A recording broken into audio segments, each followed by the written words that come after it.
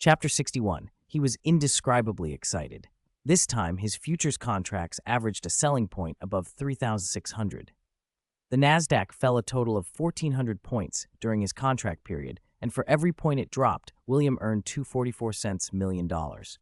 He'd made 34.60 cents billions from this trade, plus his initial capital of 3.5 billion and an additional margin of $820 million.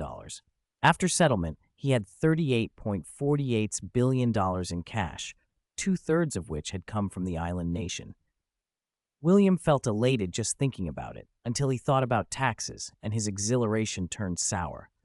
He had no idea what the bill would be, but it would certainly be in the hundreds of millions. He couldn't afford to flout the tax authorities. If he didn't pay, he'd be wanted worldwide. Tax agencies would shadow him around the clock, monitor every associate, even freeze assets and make arrests. In Europe and America, the federal tax bureaus were ruthless and powerful. They had enforcement resources that could ruin plans with a mere suspicion of evasion. Want to hold more than 5% of a U.S. company's shares? You had to report it and face federal review. A tax investigation could torpedo any of his future U.S. investments. He thought of the founder of Facebook, who, after changing his nationality to Singapore, still faced trouble for holding only 14% of his company. William needed to speak with his lawyer and the National Bank. Taxes had to be paid, but where and how could be planned. That was why lawyers in Europe and America made their fortunes. Legal maneuvering could save far more than it cost. For now, there would be headaches later. He pushed those thoughts aside and walked back into the VIP trading room, where the traders were buzzing. William went to a table, clapped his hands, and said, "Thank you for your hard work over these 3 months, everyone. You deserve to celebrate. I'll give 1% of the profit as an extra bonus. That means over 3 months, each of you 10 will get nearly $7 million. Congratulations, you're all millionaires now. Go ahead and enjoy yourselves, but remember to keep this confidential."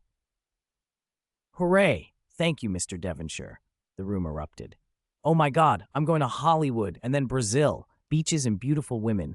Here I come," someone shouted. William had to play the disciplinarian. "Don't blab it everywhere. Be careful what you say." "No problem. I won't even tell my wife or parents," they all promised.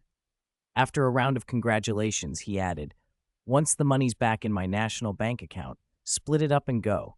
Your house arrest will be lifted after one more day." Phillips patted his chest. "No problem, boss. We'll make sure it's in the account tomorrow." William nodded and called his private lawyer, Anthony. "How's the castle coming along? 3 months will be enough for the renovation, right?" "Of course, boss. We hired 3 of the best design firms. Your mother, Mrs. Devonshire, has been overseeing the work in Oxford. The main structure and interiors are done. The lawns, woodland, and fountains just need a few more days. Congratulations. All of England knows you've bought back the Devonshire family castle." "Good. I have a tax case for several hundred million. Is your firm interested?" "Several hundred million? Boss, you made that much in the market? Of course we're interested. Do you want us to meet you in Switzerland or wait in England?" "Wait in England. I'll be back in Oxford in a couple of days. Meet me at the castle." "Understood." William hung up and told Phillips to order dinner. "Once the money clears tomorrow, everyone can take their bonuses and go. Make sure confidentiality is airtight." "It's fine, boss. Everyone understands.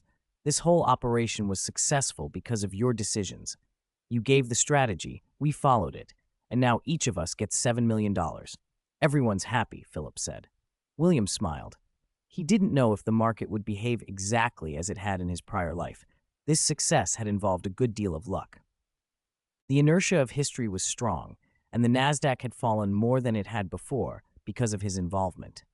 He knew he couldn't get such precision again. Futures with huge leverage were extraordinarily risky. A swing of dozens of points could trigger liquidation. If there were no buyers, losing all capital was a normal outcome. The overnight path to riches was gone, but the market still offered many opportunities. The U.S. market would fluctuate for more than a year and ultimately drop more than 1,400 points. Buying promising companies cheaply and waiting for the market to rebound could multiply his assets many times over, albeit slowly. He believed he would be the richest man in England within a dozen years, perhaps the richest in the world. The thought made him feel wonderful. The next day, all the money William had earned in futures safely arrived at his Swiss National Bank account. Seeing the balance on his screen, he leapt up and cheerfully signed 10 checks for $7 million each to hand to the traders.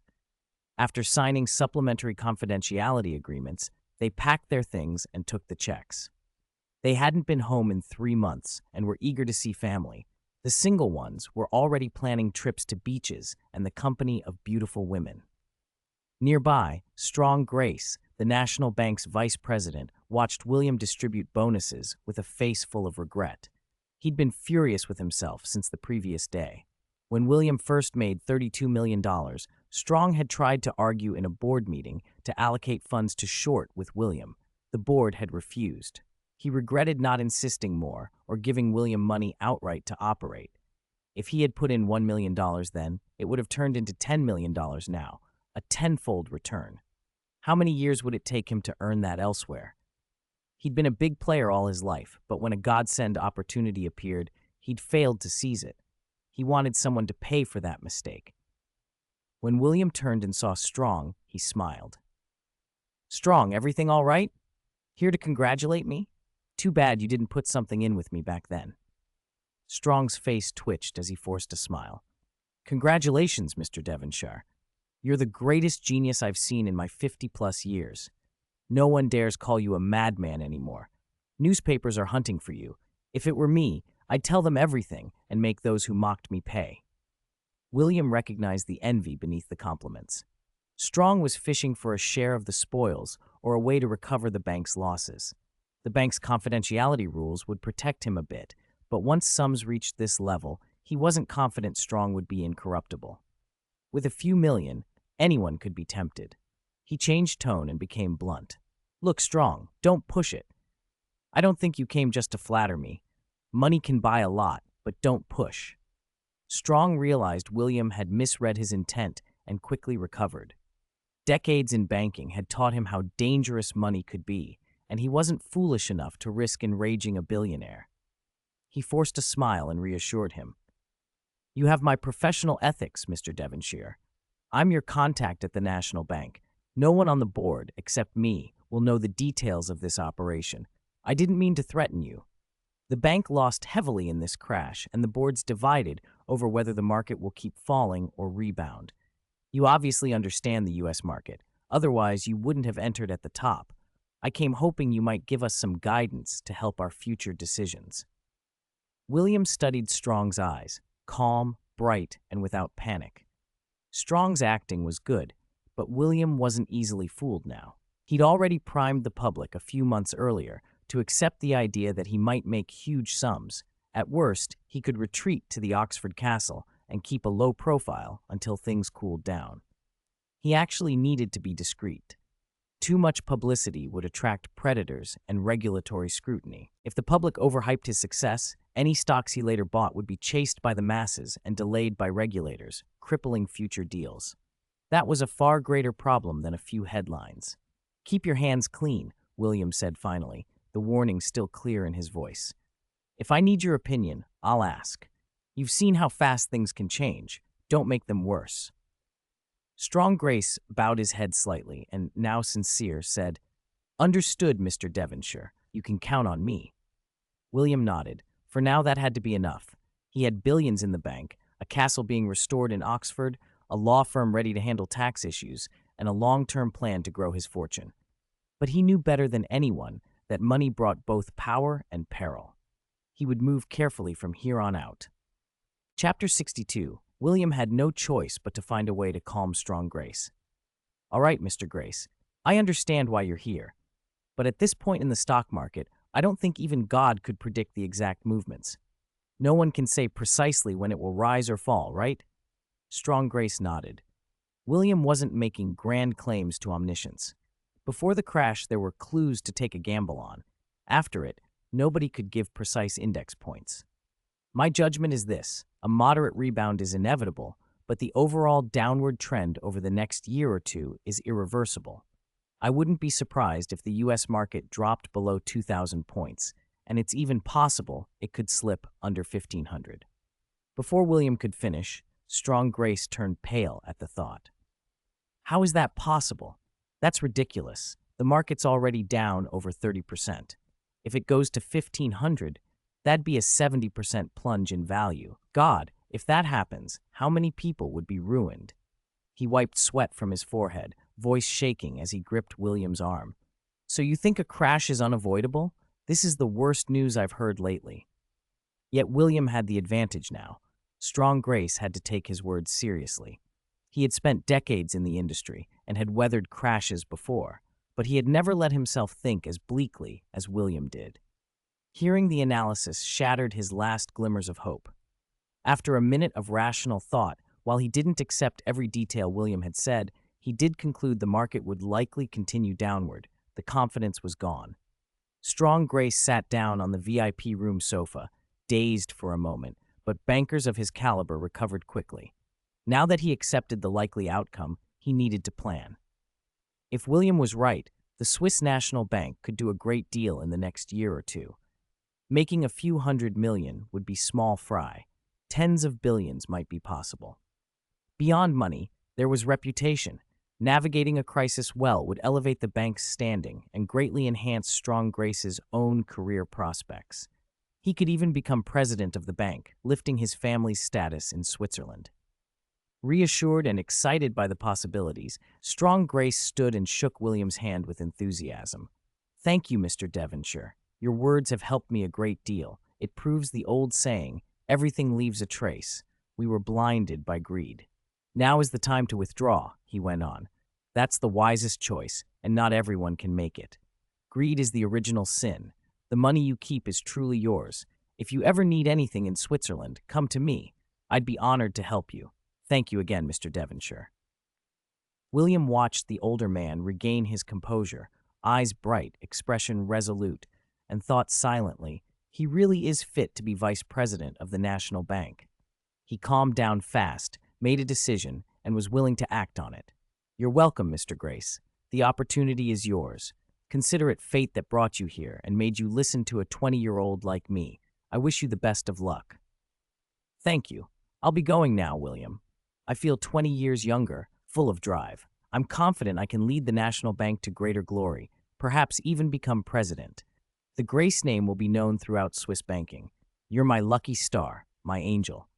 Strong Grace hugged William firmly and patted his back 3 times, an emphatic, reassuring gesture.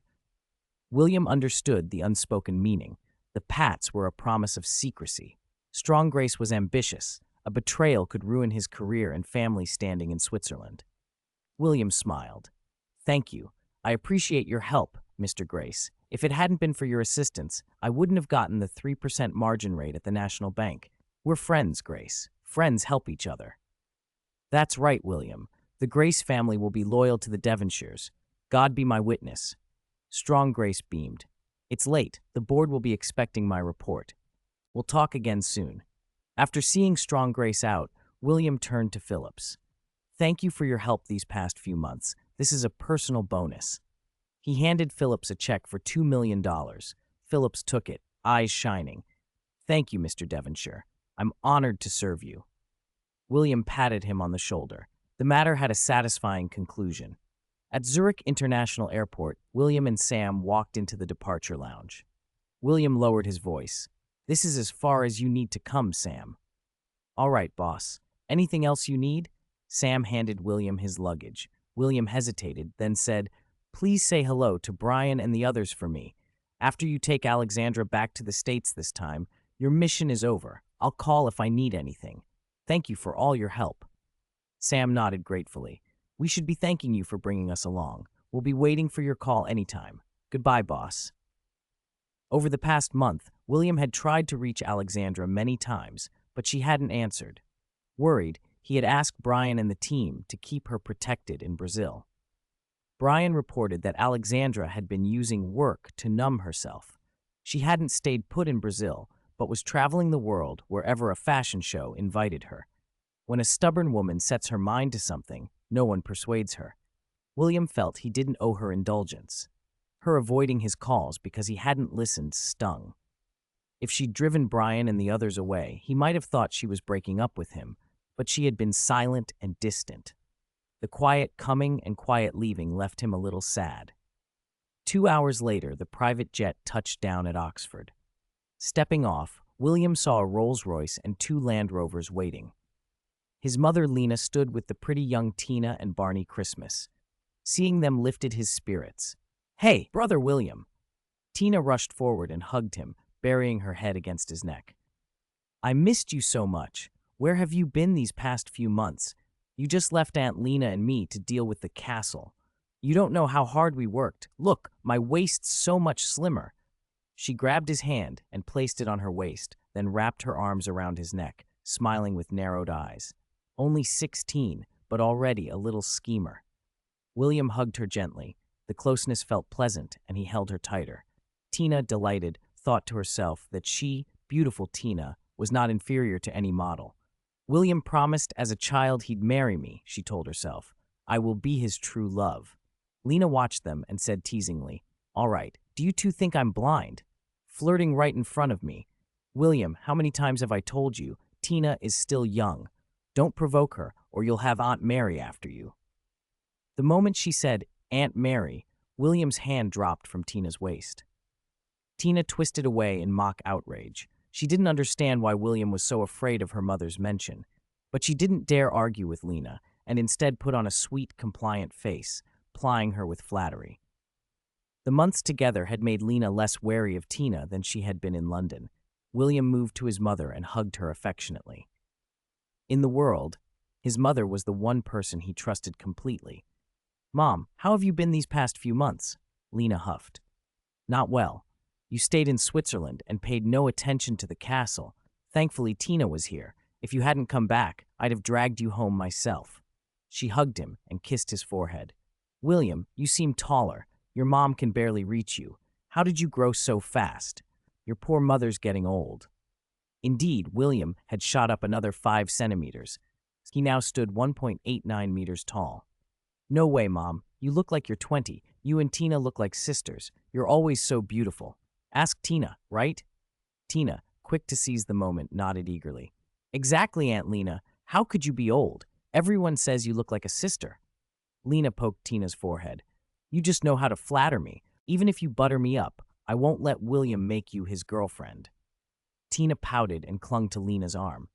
"Why, Aunt Lena? William told me when we were kids he'd marry me when I grew up. You won't make him break his promise, will you? I want to marry brother William." "No, you're only 16. Thinking about marriage already won't do. Your mother wouldn't agree either. If anyone is to marry William, it would be your older sister," Lena said lightly. At that, Tina shrieked. "No, absolutely not. I won't let my sister, big-boobed cow, marry William. Besides, she's 3 years older than him. She's not right for him. William is mine. He promised." She threw her arms around William, tears in her eyes. "Brother William, you'll marry me, won't you?" William looked at his mother in exasperation. Was teasing Tina really so irresistible? There, Tina. Mom was only joking. See? Mom's laughing." But Tina, seeing Lena smile, threw a mock pout at her. "Aunt Lena, you're so mean. Tina doesn't like you anymore." Chapter 63. All right. You're still young. William can't possibly marry you now. If you two are still close in a few years, then we'll talk." William looked at his mother in surprise. Back in London, she had been firmly against him and Tina being together. How had her opinion changed in just a few months? He shot Lena a questioning look, but she ignored his confusion. "Come on, what is there to talk about at the airport? Get in the car." Lena climbed into the car first. Outside, Tina still clung to William, refusing to let go. It took him a long time to coax her before he finally settled into the back seat beside his mother. Barney and Christmas piled into their car, and they drove out of the airport. On the way, Barney briefed him. "Boss, nothing major happened these past 3 months, but lots of people asked about you. Paparazzi have been loitering around the castle around the clock. Fortunately, the more than 10-acre grassland outside the castle is private property. We hired town people to patrol it with guns, so the paparazzi didn't dare enter. Everyone in that small town works for the Earl of Oxford and knows you'll inherit the title, so they wouldn't let outsiders in. Everything's been relatively peaceful. Now that you're back, boss, Do you want us to stay? William smiled. What, are you all homesick? Barney chuckled. Yes, boss. We've been out for 3 months. My 3 precious daughters call me all the time. Yin Yang's daughters do the same. If there are no safety concerns, we'd like to go back to America and rest. We just don't know if you have more tasks for us. William thought a moment. The situation's safer than I expected. You probably already know who I offended 3 months ago, right? Barney and Christmas exchanged glances and nodded. We know what happened in Montenegro, boss. I had Tool ask around the mercenary networks. Albania's fighting again, and Jet Froby's group looks like it's in a bad spot. He doesn't have the energy or manpower to make trouble for you right now. But boss, you need to watch Tina. I've heard a lot of defeated Albanians are drifting into Europe to scrape by. Lately, there have been many streetwalkers from Romania, Bulgaria, and Albania in Europe. Reports say they're women smuggled from Eastern Europe by Jet Froby's gang and some opposition groups. In France and England, young women arriving have been secretly abducted right after getting off planes and sold elsewhere in Europe. All this suggests Jet Froby's people are desperate. Otherwise, they wouldn't brazenly kidnap travelers to sell them to underground auction houses. William brightened. So if I fund and arm Jet Froby's opponents, that will put a lot of pressure on him. Maybe kill him off? Yes, boss. That won't expose you either. Even if Jet Froby gets taken out, nobody would know it was you, Christmas said with a chuckle. Besides, the English government is very displeased with him right now. Barney added grimly. The church wants to move on him too. I heard Jet has a small island in the Caribbean where he and another leader grow that addictive powder. The church even offered us $2 million to help deal with it. If you take that mission, boss, we might be able to get money from both England and America. William laughed. 2 million? Are we that short of money? Is it worth risking our lives over a drug lord? These guys are the real desperados. Let the church test the waters first. We'll watch from the sidelines. Barney agreed. You're right, boss. The risk is huge, and 2 million's not enough. After a pause, Barney asked, Boss, will we have any work in the future? William was a little puzzled. He'd already increased their pay and sent them weapons, ammunition, and equipment before going into hiding at the Swiss National Bank. He'd boosted their mercenary fees to a high level and promised bonuses for resolving emergencies. Over 3 months, each of them had taken home a good sum without having to risk their lives. Why? Do you need money? Barney hemmed and hawed, then admitted, Boss, I want a bigger house. Raising daughters is expensive. I get what Yin Yang meant when he said he's fighting for his kids. William was speechless. All for that? Christmas, who was driving, teased. You don't know Barney. He earns a little and buys his girls the best of everything. Private schools, chauffeurs, private acting teachers, even ice cream costs $40. It's enough to make me never want kids. William had never been a father in either life and had no advice to offer. Since things looked calm and Jet Froby seemed to be struggling, he said, Barney, go back to America and rest for a while. I'll contact you if there's a mission. Still thinking about Jet Froby, William pulled out his phone and called Tool, a former Expendables member who now handled contacts. Hello, Tool. It's William Devlin. Do you know Jet Froby in Albania? Mr. Devlin, I know Jet Froby. Not many in the mercenary world don't. Albania's been rough lately. He's been desperately hiring anyone who will fight. Lots of mercenary groups are working there. Good. I have a job. $5 million to cause trouble for Jet Froby. When he and government forces clash, send covert explosives at his subordinates and snipers at his officers. It's confidential. Don't let anyone know I issued it. And it's best you don't show up. Many people know our connection. There were keyboard clicks on the line, then Tool's low voice. Heh, no problem. I know many capable hands. If it's covert and not charging into open battle, 5 million will find good work. I can't promise I'll personally send Jet to meet God, but taking out some of his officers is doable, boss. If once isn't enough, try twice or thrice, William replied casually. If 5 million isn't enough, I'll add another 5. If we can't kill him, first break his army. Without subordinates, he's a dead fish. I'll wait for your good news. Expect it, Tool said. Bye. William hung up, then called Garrett Mallory, chairman of the National Security Council. Hello, Garrett. I hear you're also interested in Jet Frauby. Want some help? Don't get involved, William. I can handle it, Garrett said.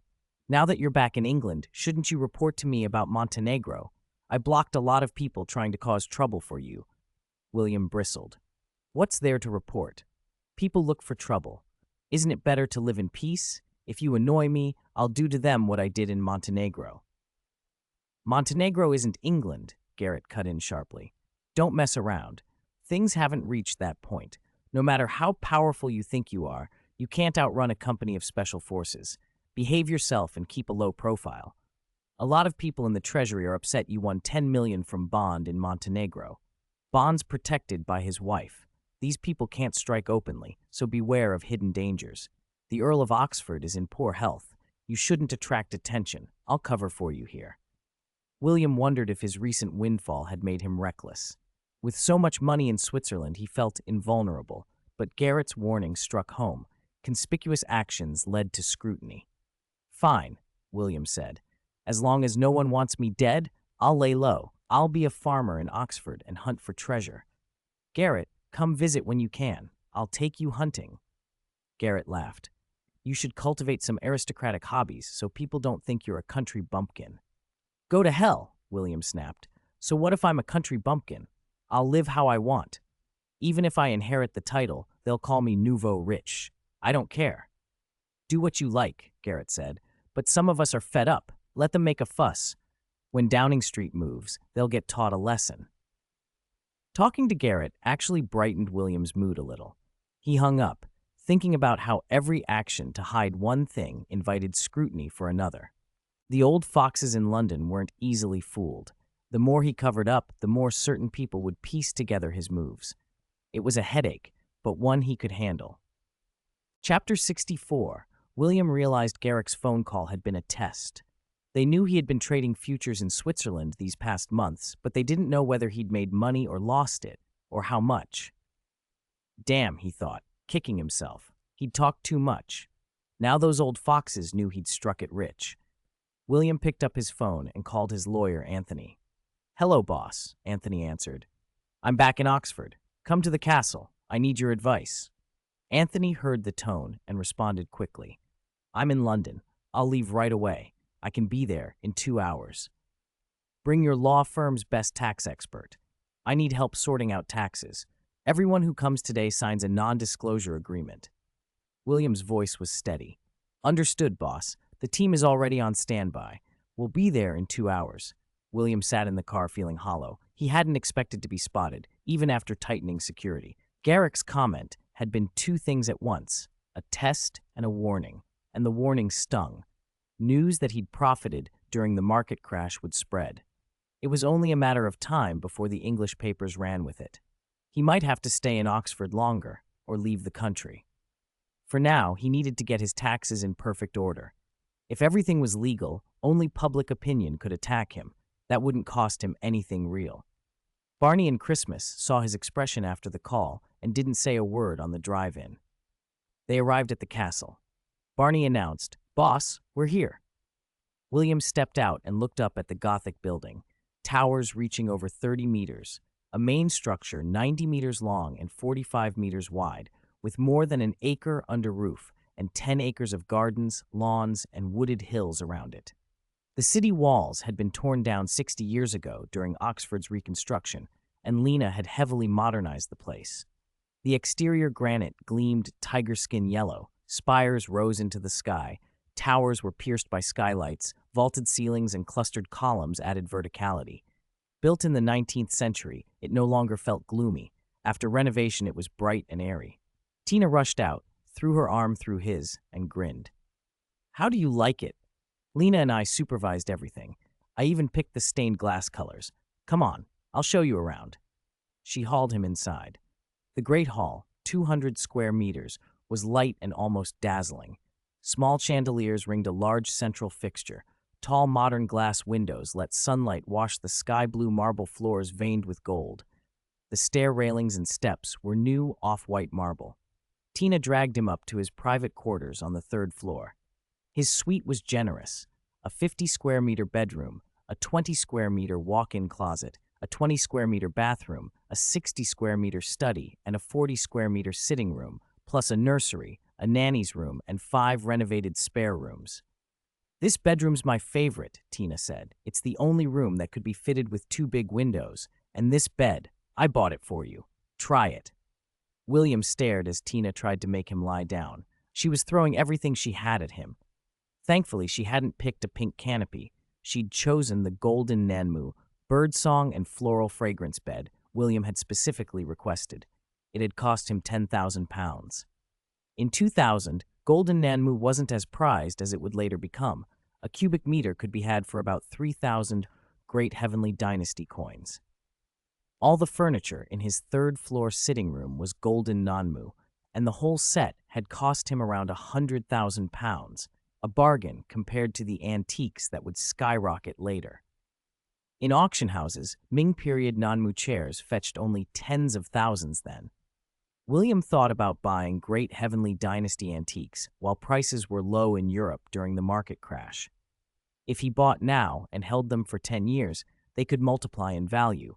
He'd watched those astronomical auction prices in his previous life and had never been able to participate.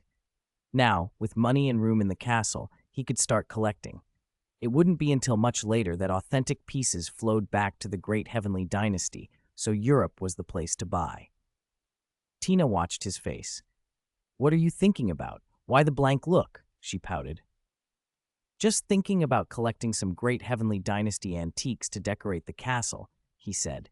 "There aren't many pieces here yet, and I like their culture." Tina sniffed. "What's so great about old jars and bottles? My family has a warehouse full of Heavenly Dynasty antiques. No one even looks at them." "They'll be worth a lot in the future," William said with a wan smile. "All you care about is money," she teased. William gave up on convincing her. "Never mind. You wouldn't understand. Tell me this. You're almost 17. Have you thought about what you want to do?" Tina scowled. "You're not even 20. Why are you acting like my mother, asking about my future? Not cute." Then, suddenly, she grabbed his arm and chirped, "Why don't you marry me now? I haven't planned my future, but I want to marry you. Shall we go get a marriage certificate secretly?" William felt lightheaded. Tina burst into triumphant laughter at his stunned look. He muttered a quiet, half-ironic Amitabha and extricated himself. "All right, take me to the rest of the house. I haven't been back in 10 years. He hurried out. He couldn't handle Tina's forwardness for long. She followed, clinging to his arm. After an hour touring the main rooms, they stepped into the garden.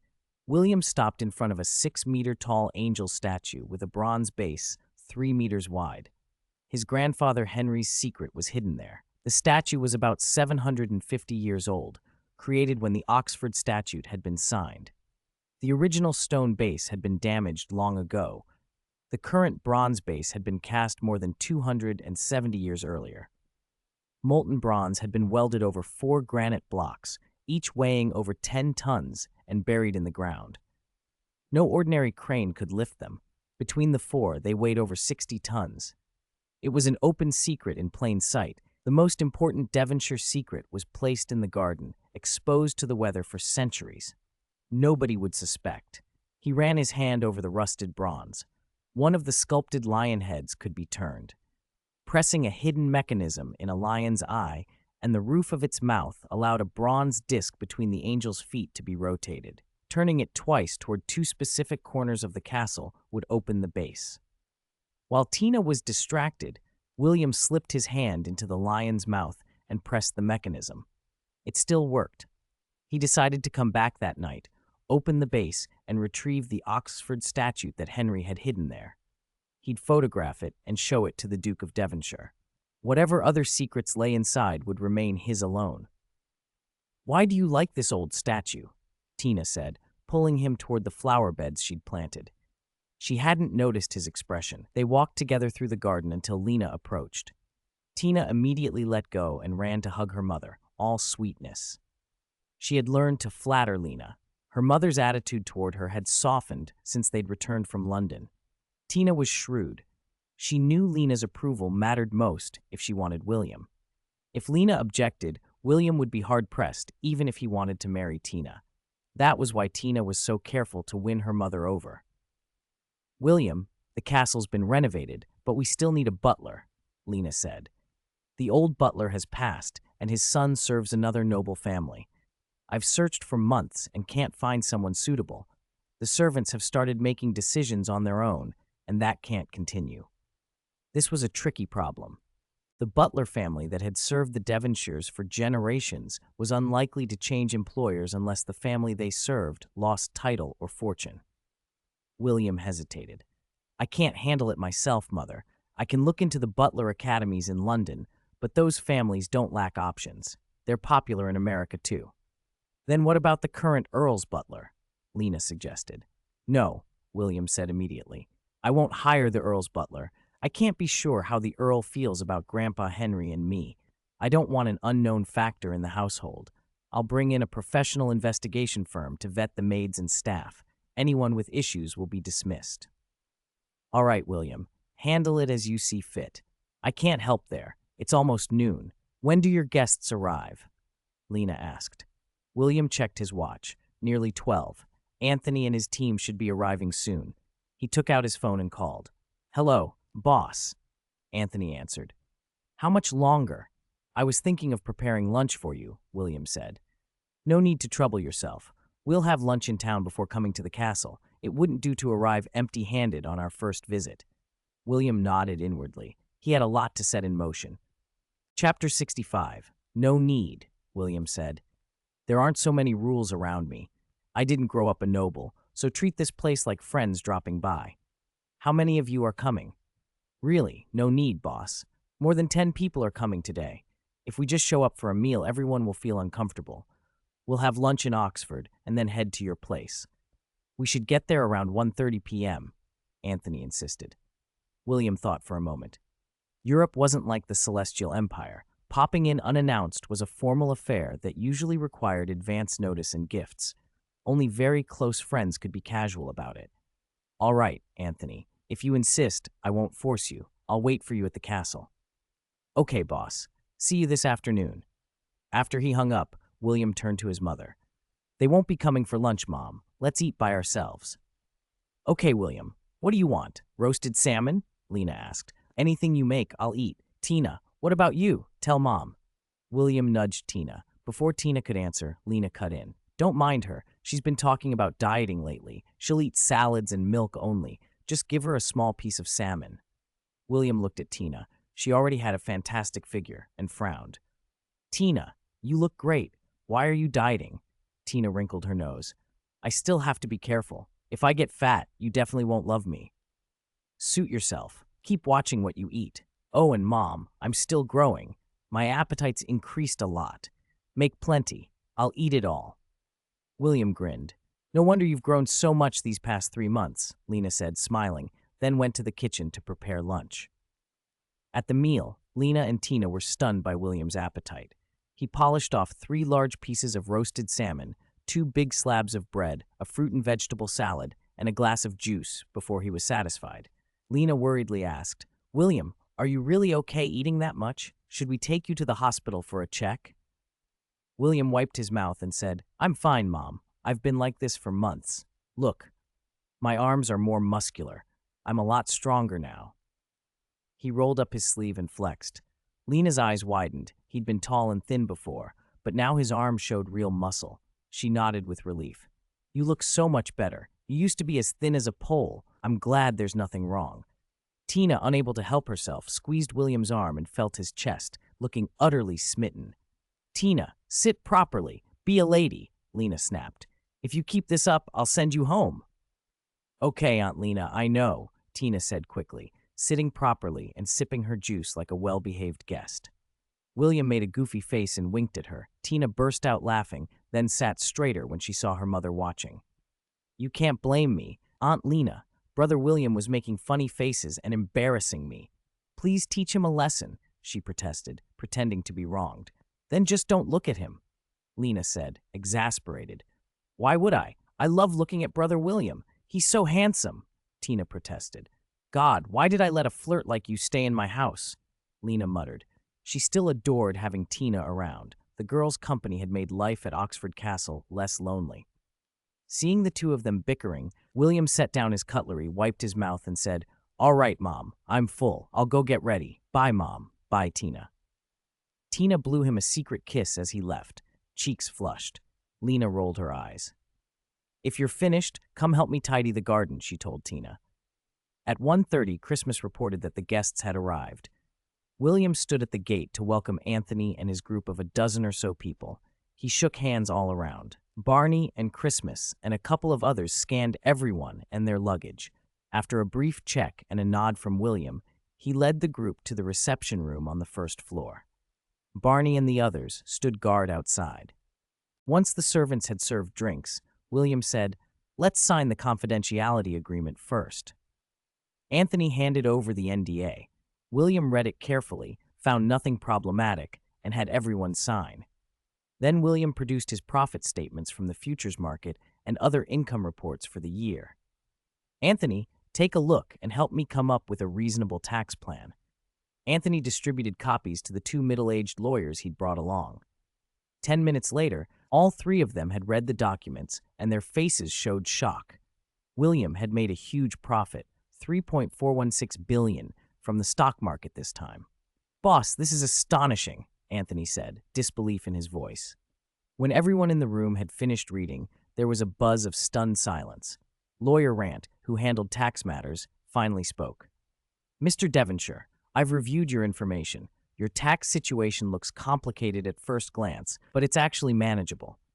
I calculated that nearly 2/3 of the funds used in these futures trades were put into Japanese stock index futures.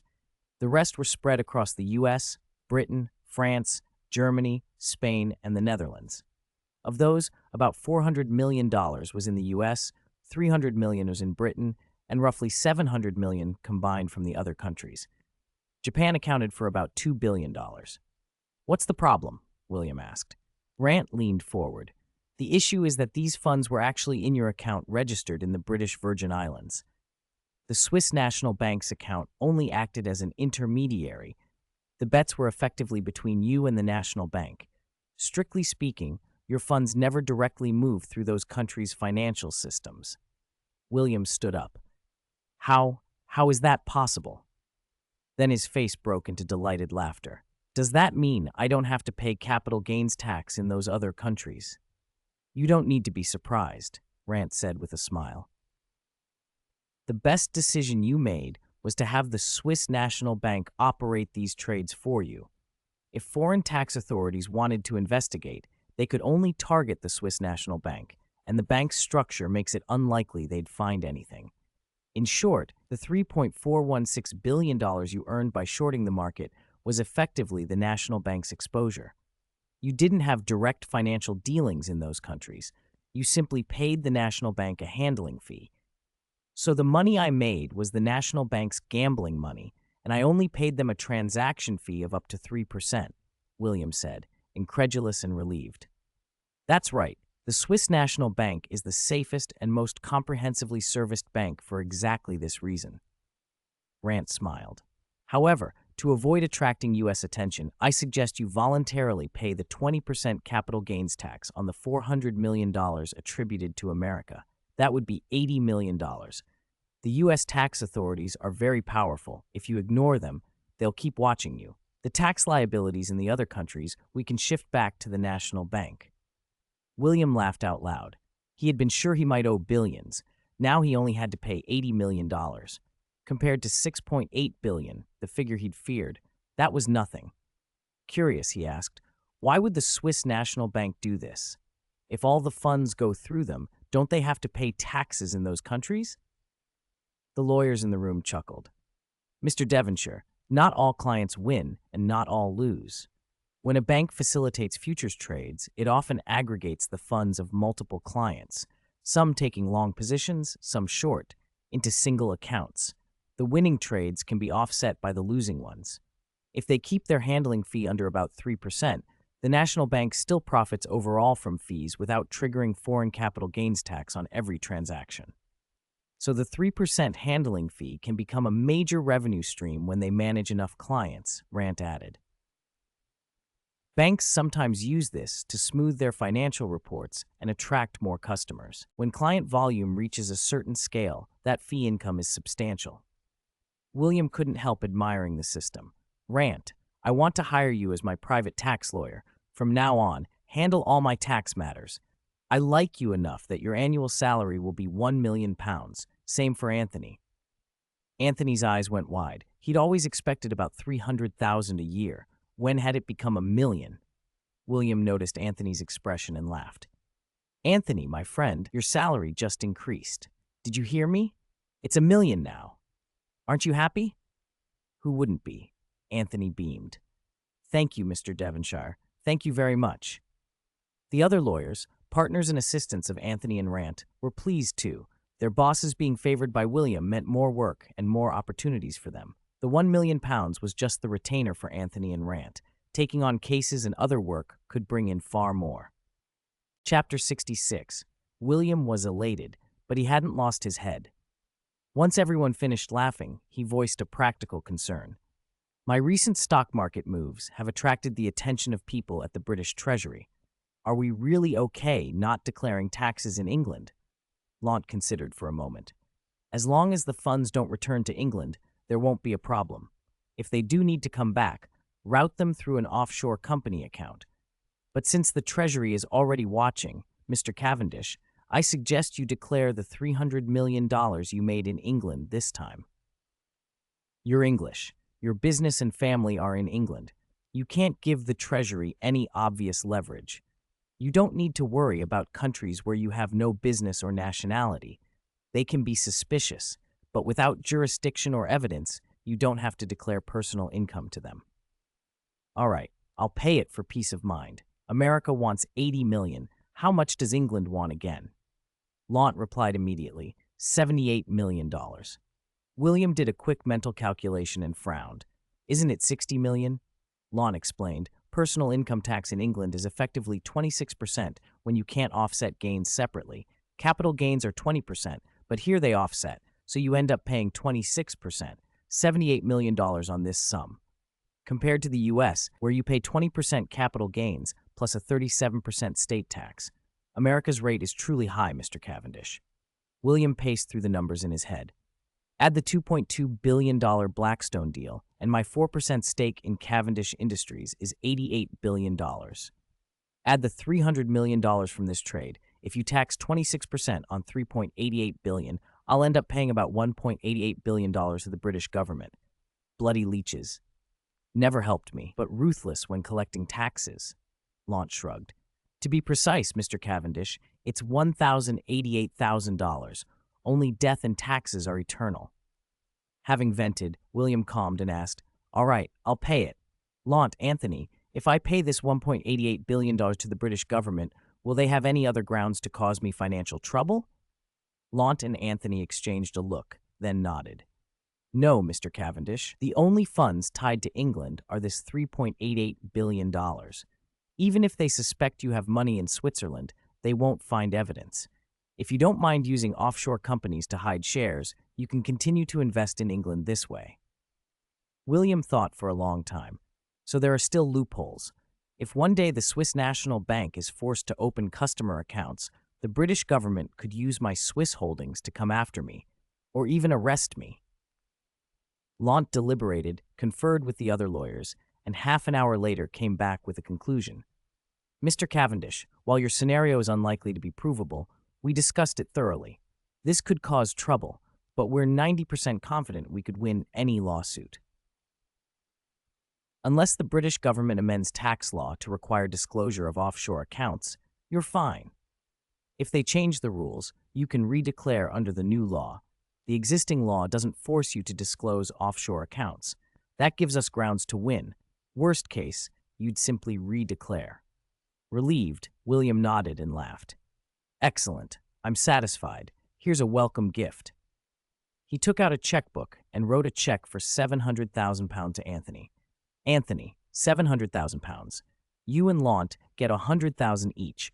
The remaining 10 lawyers get £50,000 apiece. Consider this a welcome gift. Don't worry, it's drawn on the Swiss National Bank, so no need to declare in England. You're all professionals. You know what to do. The 10 junior lawyers erupted in cheers. Some of them earned only £60,000 a year. £50,000 was a windfall. "Thank you, Mr. Cavendish. God bless you," one said, and similar thanks echoed through the reception room. William laughed. He'd bought their silence and loyalty with a relatively small sum. "This is just the welcome gift. Aside from your salary, there will be bonuses. I promise your incomes will at least double. Standout performers could see several times that, maybe tenfold. Work hard for me." Anthony and Launt exchanged pleased looks. To them, William, a quick-witted 20-year-old, was different from other young Englishmen. He knew etiquette, showed no arrogant entitlement, was approachable, polite, and generous. He had money and the sense to make more. A countship awaited him someday. Fate had favored him. A knock interrupted their thoughts. Barney's voice called through the door. "Boss, Mrs. Lena has brought coffee. May we come in?" "With pleasure," William said, standing. Barney opened the door. Mrs. Lena entered with 4 maids carrying coffee pots, teapots, and small pastries. William went to his mother and hugged her. She smiled and introduced herself to the room. "Hello, gentlemen. I'm Lena Cavendish. It's afternoon tea. I brought desserts, coffee, and tea." Seeing Lena's dignified, aristocratic manner, everyone rose and bowed. Englishmen both resented and admired aristocracy.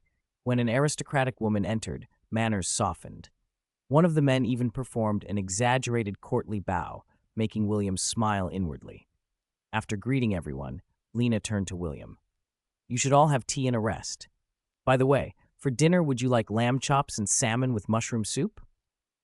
"Tina and I picked the mushrooms in the woods this afternoon. They're very fresh."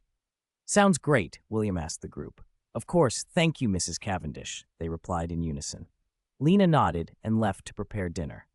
After tea, the lawyers helped William finalize his tax declarations for his English and American assets. With the paperwork done, they sat in the reception room, smoking cigars, drinking black tea and coffee, and chatting. At 7, servants called everyone to dinner. The table that evening held roast lamb chops, pan-fried salmon, and mushroom soup. William opened 8 bottles of Lafite and several bottles of 89 whiskey and invited the 6 members of the Suicide Squad. 21 people ate in the dining room. Lively conversation and drink lasted until 9:30. After dinner, William personally saw the 12 lawyers to a 2-story guest house beside the castle. The castle's wings included 2 modernly renovated side buildings, one for servants and one for guests. Each guest room exceeded 70 square meters, bedroom, living room, bathroom, built to 4-star hotel standards. The 24 guest rooms alone had cost William over £1.5 million. The main castle renovation was more than £12 million. Adding servant quarters, gardens, lawns, stables, a shooting range, an indoor garage for over 40 cars, an outdoor lot for 60 cars, and a helipad, the total renovation had approached £18 million. William had paid only £4.5 million for the old castle itself. Living in a castle was expensive. Those 3,000 acres of surrounding land were ancestral Cavendish property. William intended to buy them eventually. The current landowner, recently hit by the markets and hoping to recoup losses, insisted on £15 million. William wasn't in a hurry. He suspected prices would fall further, and he could wait. After settling the lawyers, William strolled the estate with Barney and Christmas. "We're leaving for America tomorrow," he decided. Barney smiled. "Yes, boss. It's been 3 months. Everyone misses home. They've each earned $1.5 million with you. It's a good time to go back to their families." William glanced at Christmas. The 2 bodyguards would not be permanent household staff. True bodyguards tended to grow restless. There was no immediate threat, and with William at the castle, his mother Lena and Tina would be safe. The castle had a dedicated safe room and secret tunnels. Barney and Christmas had personally installed the safe room door and security, with no outsiders involved. William trusted them. "Tomorrow I'll arrange a private jet to New York," he said. "Thank you, boss," both men replied. "Let me show you the shooting range," Barney offered. "Most of the gear you sent is stored there. A few sets are in the castle, one in your study, one by the main hall fireplace, both on the secret system you provided. You can change them later on the safe room computer. That computer is on an isolated LAN, no external connections. There are also 2 sets in the safe room and 1 set in the tunnel. That last set was placed by Mrs. Lena. Only she knows where the tunnel is. William liked that. Once he changed the safe room password, only he and his mother could activate the castle's security. They followed a dim pathway to the new shooting range, a £1,000,000 facility. Barney opened the armored door with a fingerprint and passcode, teasing, "Boss, let us register your print and password first. If we don't, you'll have to pay someone a fortune to break this alloy door when we leave tomorrow." William chuckled and registered his credentials. The range had a 2-story armory and a basement with a double-layered password room.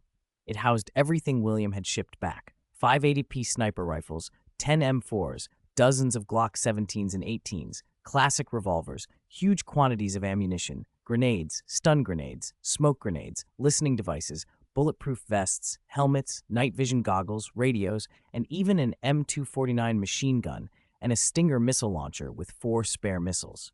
It was both an armory and his personal weapons collection. After changing the armory passwords, William took out a Glock 17 and a magazine and walked to the firing lanes.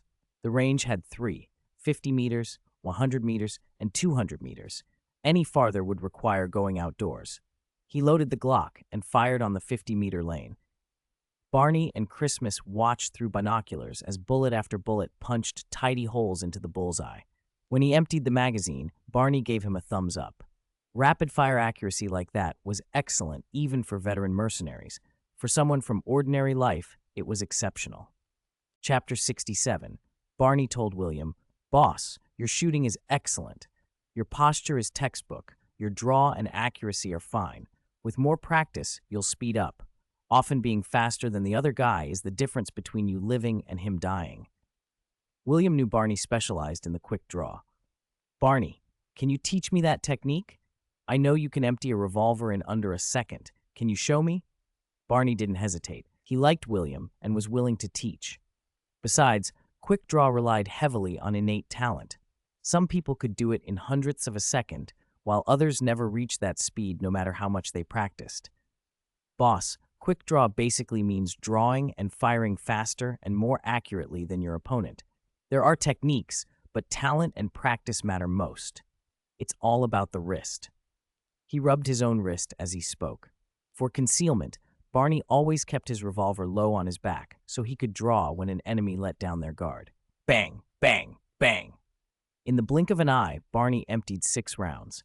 William had never seen a draw that fast up close. 6 shots in a flash. Looking at the 6 holes in the paper target, he felt a chill. If he'd been the one facing that shot, he wouldn't have had time to dodge or even raise a magic shield. The revolver hit hard. Taking 6 bullets like that would likely kill him. Magic didn't make him invincible. He had to be careful. William's marksmanship was already very good, just not as fast as Barney's. Speed mattered in a duel, but accuracy mattered more, and he wasn't stupid enough to face someone head-on. With mental scanning, sneak attacks were his preferred option. Back in the armory, he grabbed a short-barreled Smith & Wesson. Following Barney's instructions, William tried the quick draw and emptied the cylinder with a bang, bang, bang in about 4 seconds. Christmas, standing nearby, chuckled while William blushed with embarrassment. It looked simple, but it was deceptively hard. Barney smiled at the flushed William. "Don't worry, boss. You'll get it with practice. I've been at this for over 10 years. Not being smooth on your first try is normal. You're already better than Christmas here. He's been at it almost 3 years, and he still isn't as fast as you were today." Christmas sputtered. When had he practiced? But nodded when Barney glared at him. "Yes, boss, you did well. You'll get faster." "Shut up, Christmas. Your flattery is pathetic. Don't talk like that, or I might be tempted to punch you." William knew they were trying to make him feel better. He'd felt clumsy drawing. His hands felt tied together, nowhere near the ease he had firing a Glock one-handed. Thinking about Barney's smooth movements only made him more aware of his own awkwardness. He checked his watch. It was almost 11. "Forget it, I'll practice later.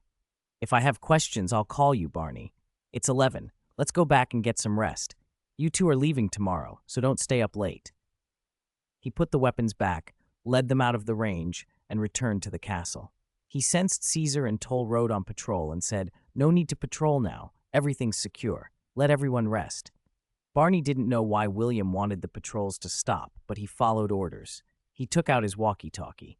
Caesar, Toll Road, stand down and get some sleep. We're flying back to America early tomorrow. Don't oversleep. Understood, Caesar replied. After handshakes and goodnights, they went to their rooms.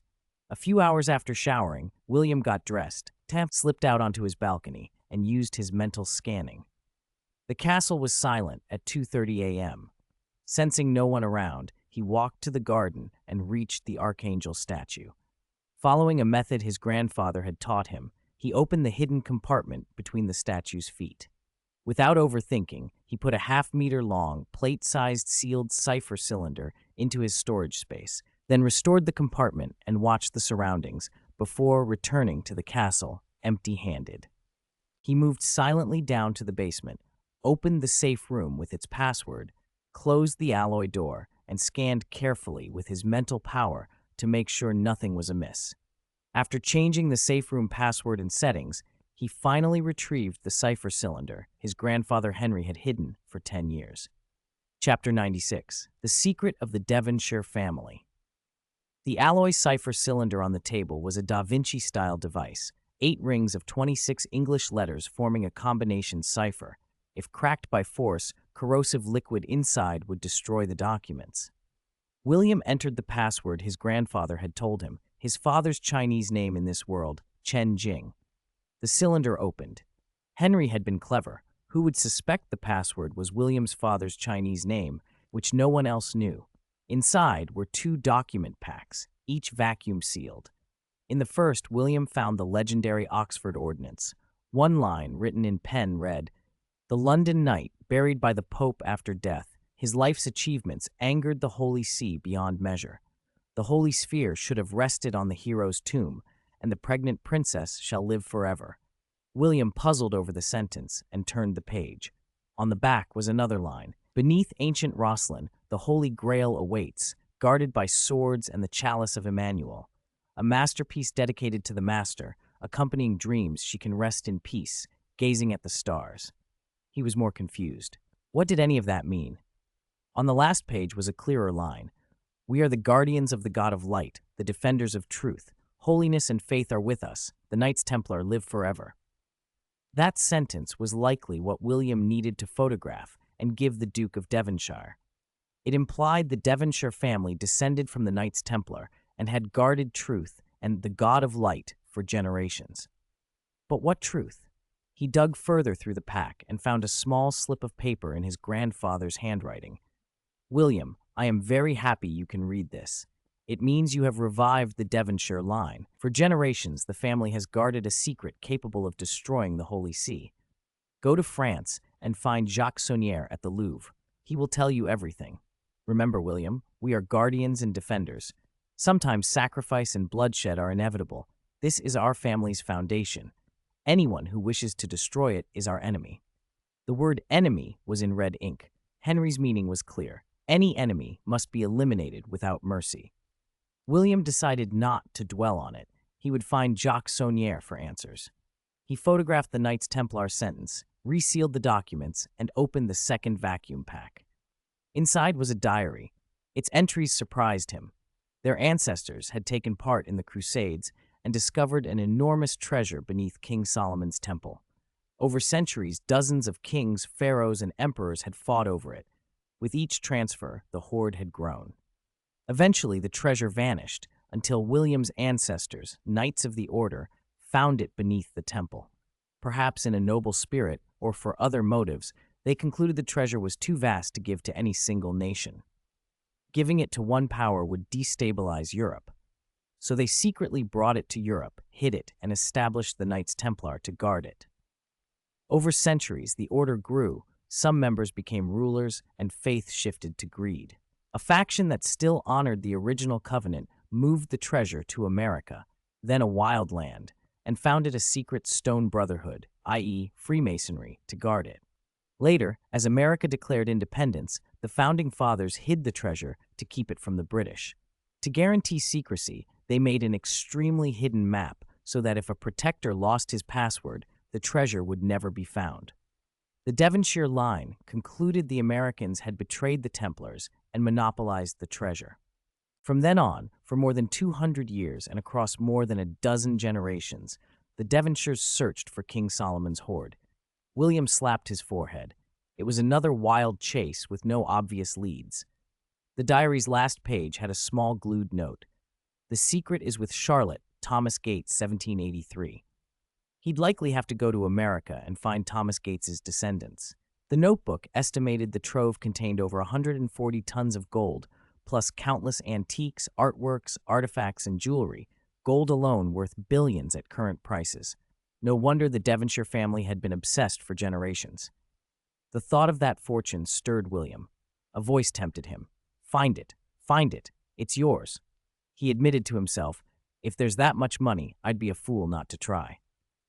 He stored the diary in his personal space, returned everything to the safe, locked up, went upstairs, washed, and slept. The next morning, he woke at 7 to see off the expendables. In the dining room, his mother, Lena, was directing the maids. William hugged her. "Good morning, Mom." "Good morning, William. Can you check if the guests are up? Breakfast is at 8. He nodded and went to see them off.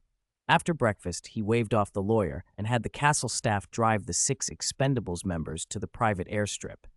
He had arranged a plane that would fly directly to New York. Before they boarded, William hugged and shook hands with each of them. Barney stepped forward and gave him a parting gift, an expendables ring. "Boss, a going-away present. Hope you like it." It was a skull ring like Barney's, but in gold with 2 rubies for eyes. William slid it onto his left ring finger. It fit perfectly and looked sharp. He bumped fists with Barney. "Thanks, Barney. I like it."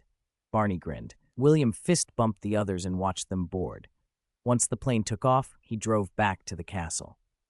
Chapter 97, Priory of Sion. Back at the castle, William walked in the garden with his mother and little Tina. The girl clung to his arm and refused to let go. Every time he tried to pull free, she'd fake a sob and tug at his sleeve. He couldn't shake her off and finally gave in. Lena shook her head and, unable to stand Tina's clinginess any longer, sent William away. William, who hadn't had any steady company for months, found the girl's attention a bit overwhelming. He took the chance to slip away, grateful for the escape. Chapter 68. Back in his study, William switched on his computer and searched for Jacques Saunière at the Louvre. After finding the museum's number, he dialed and, after several transfers, finally heard an elderly voice answer. "Hello, this is Jacques Saunière. Who's calling?" William didn't bother with small talk. "We are the guardians of the God of Light, defenders of truth. Holiness and faith are with us. The Knights Templar live on." There was a pause on the other end. "Who are you, and how do you know that phrase?" Saunière asked. "Mr. Saunière, my name is William Devonshire," William said. "My grandfather, Henry Winster Devonshire, left me a message to find you." "Devonshire?" Saunière's tone sharpened with sudden interest. "You're from the Devonshire family?" "Yes, my grandfather left instructions 10 years ago. I only found them yesterday. You can probably find information about me in newspapers or online." William kept his voice steady. "Okay, give me half an hour. I'll call you back." Saunière didn't sound convinced. He wanted to verify William's identity. William hung up and sat for a long minute, thinking about the weight his family had carried for generations. What secret could the Devonshires have been willing to die for, era after era? Half an hour later, his phone rang. Saunière's voice was urgent and a little tired. "I can't be certain you are William Devonshire yet, but come to France today. I don't have much time left. If you are of the Devonshire line, we welcome your return. We've been weakened for too long. This afternoon at 2 p.m., Monica's Cafe outside the Louvre. Be there." William stared at the phone, bewildered. Not much time left? Was Saunière dying? Trouble had a way of finding him no matter what. Still, curiosity won out. It was only a few hours by train from Oxford to Paris. He checked his storage, grabbed gear from the armory, 10 grenades, stun grenades, smoke grenades, and other equipment, then went downstairs. Before he left, he told his mother, Lena, who was having tea with little Tina, that he had to go to France and wouldn't be back for lunch. He earned himself a 15-minute scolding from both of them for leaving again so soon after his return. They complained he never stayed and always chased outside matters. Only after William promised to take them shopping 3 times did they let him go. Driving his Land Rover out of the estate, he wiped his forehead. "Women can be relentless when they nag," he muttered, glancing back at the castle. "Wait till I get back. Tina and Mum will get it."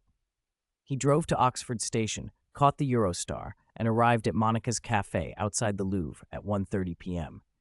He had seen Jacques Saunier's photo online. When the old man wasn't at the table yet, William ordered lunch and waited. What William didn't know was that Saunier had been across the street since 1 o'clock, sitting at an outdoor table and watching him from afar, checking for tails and seeing whether William had come alone. By just before 2 p.m., satisfied it was safe, Saunier rose and crossed to the cafe. William saw him enter and stood to wave. They shook hands. The waiter brought Saunier a coffee, and once the waiter left, Saunier spoke. "I didn't expect to see a Devonshire. I thought I'd never see another of your line." William said nothing. He still didn't understand why his grandfather had wanted him to find this man. Saunier watched him for a moment, then smiled. "What did Henry teach you?"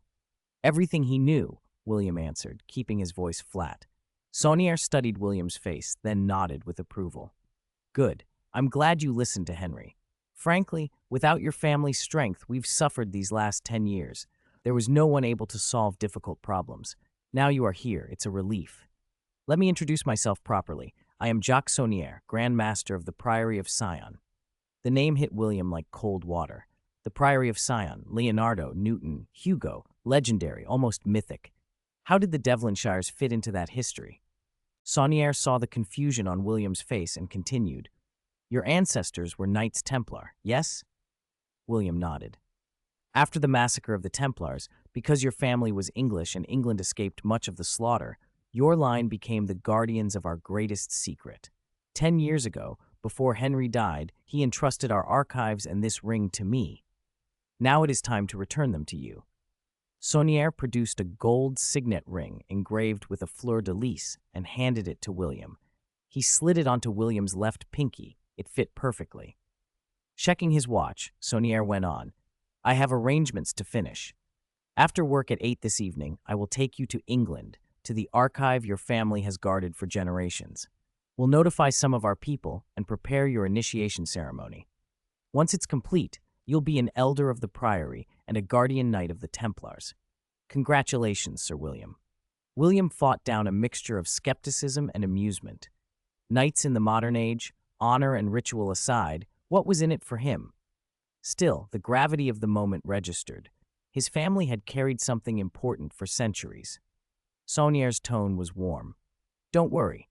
I'll explain everything after the ceremony. You're not yet initiated, and it's not safe to go into detail here. Once you see what your family has guarded, you'll understand." "All right, Mr. Saunier," William said. "A few hours won't matter. See you at 8. "See the Louvre. Stroll the Champs-Élysées," Saunier joked. "You're rich. Go buy something for your family. I never imagined a descendant of Henry would become a billionaire. He was so poor. Ha!" William laughed, knowing his grandfather hadn't left much in cash. As they stood to part, Saunier asked casually, "Have you found any clues about King Henry's treasure your family has sought?" William felt his heart skip. So Saunier wasn't completely trusting. He was testing him. "Mr. Saunier, our family hasn't been searching for any King Henry treasure," William said, though his hand instinctively went toward the Glock under his jacket. Saunier saw him reach for it and grimaced. He understood how dangerous it would be if anyone else knew the Devonshire secret. "Don't be hasty," Saunier said. "I can't be sure you're Henry's successor yet. If you are, you must know what your family has been searching for all these years. Am I right?" William hesitated, then nodded. "Of course I know, but I'm curious where you heard about it." "Henry told me," Saunier replied. "He consulted with me on many matters. The problem between us is trust. I have a way to resolve it. Do you want to hear it?" "Speak," William said. "We each write the answer on a slip of paper and reveal them at the same time. If they match, the misunderstanding is gone." William didn't argue. He wrote Solomon's treasure on his slip, folded it, put it into an upturned coffee cup, and pushed it onto the table 2 meters away. Saunier loudly asked a waitress for paper and a pen, making sure they were visible on camera, and then wrote his answer. William then, deliberately, bent down and, using the table as cover, pulled the Glock from his holster and attached a suppressor he kept under the table. Saunière watched the whole thing. Seeing William with a gun and aware the old man was being tested as much as testing, Saunière handed his slip to William. William unfolded Saunière's paper, King Solomon's treasure. He breathed, then reached for his own cup and revealed his slip. It read the same. Saunière swore and came over, half angry, half relieved. "You blasted kid," Saunière snapped. "Even Henry treated me with more courtesy. I am the Grand Master. Pulling a gun like that. Do you think I'm a spy? Do you really think you'd shoot me in public? I'm over 70. If I had a heart attack because of you, I'd die for nothing." William let a tight smile cross his face. "Believe me, Jacques Saunière, I don't need a gun to make sure you don't see another minute. The gun was a threat. There wasn't even a bullet in the chamber." Chapter 69. After he said that, William turned his back to the security camera and a knife, no bigger than a finger, appeared in his hand. He glanced around the cafe. Only one customer sat by the window some distance away. With a subtle flick, the throwing knife spun through the air, arced around the room, neatly sliced a rose from a vase 5 or 6 meters off, and returned to his hand. William discreetly showed the knife to Jacques Saunière. Then, with a practiced wrist twist, the blade vanished into his storage space. Jacques Saunière watched, dumbstruck. He hurried to the vase, picked up the rose and examined the stem. Its cut was perfectly clean. Grabbing William's arm, he gaped. "Good God, how did you practice that? Henri doesn't have this skill. He's a good shot, but he can't throw knives like that. Amazing. The knife circles around and comes back to your hand." "Mr. Saunière, that's a Devonshire family secret," William lied smoothly. "Henry simply hasn't learned it yet." In truth, he'd learned the trick from Bullseye in the system and had only been practicing for 4 months. He could only throw 2 knives at once, nowhere near Bullseye's dozen. There was still much to learn. Jacques Saunière sighed, impressed. "Your family truly lives up to a 1,000-year legacy." "Well, William, now that we have trust between us, I'll go to work and make some arrangements. I'll see you tonight." "See you tonight, Mr. Saunière," William replied. Chapter 99. Shopping and Waiting for Old Lou. After seeing Jacques Saunière off, William put on a mask and strolled toward the Champs-Élysées. It felt wrong to be in Paris without walking the avenue, and he hadn't yet bought his mother a gift since he'd found success. He wandered past the Eiffel Tower and the Arc de Triomphe, taking his time, about 20 minutes, to reach the shops. With plenty of time to kill, he browsed every store except those for women's clothing. At Patek Philippe, he spent lavishly, over $1 million on a sky blue watch for himself and another $3 million on a diamond timepiece for his mother. He paid with his Swiss National Bank black card under the manager's respectful gaze and immediately put on the new Patek.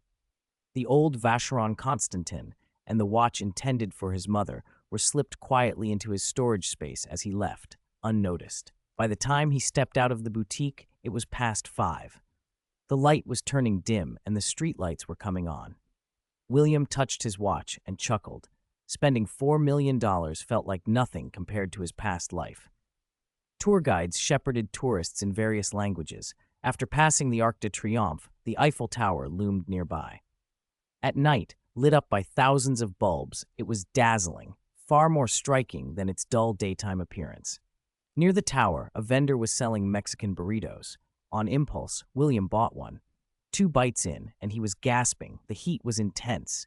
Tears pricked his eyes. He dashed into a nearby cafe, ordered an iced fruit drink, and gulped it down. Seated at an outdoor table, he was sipping slowly when he heard Cantonese. Turning, he saw a beautiful Chinese woman at a nearby table, laughing and chatting with a middle-aged Chinese man. "Brother Lau, do you see that handsome mixed-race guy? He's making me laugh, red-faced from the spice. Oh, he's looking this way. He can't possibly understand Cantonese, can he? Brother Lau, let's go. He's coming over." The man saw William approaching and glanced helplessly at his companion. The woman had a wide mouth. She hadn't been expecting the mixed-race stranger to walk toward them. The two were seated outdoors near the Eiffel Tower when they saw a very handsome man struggling with a burrito. The woman, Lizzie, hadn't laughed long before he actually came over. Brother Lau quickly stood and apologized in halting English. William frowned at the pronunciation and switched to Mandarin instead. "Hello, Mr. Lau. I speak Mandarin, and I can also speak Cantonese," he said. Hearing his perfect Mandarin, Lau froze. Something was wrong. This young man really understood them.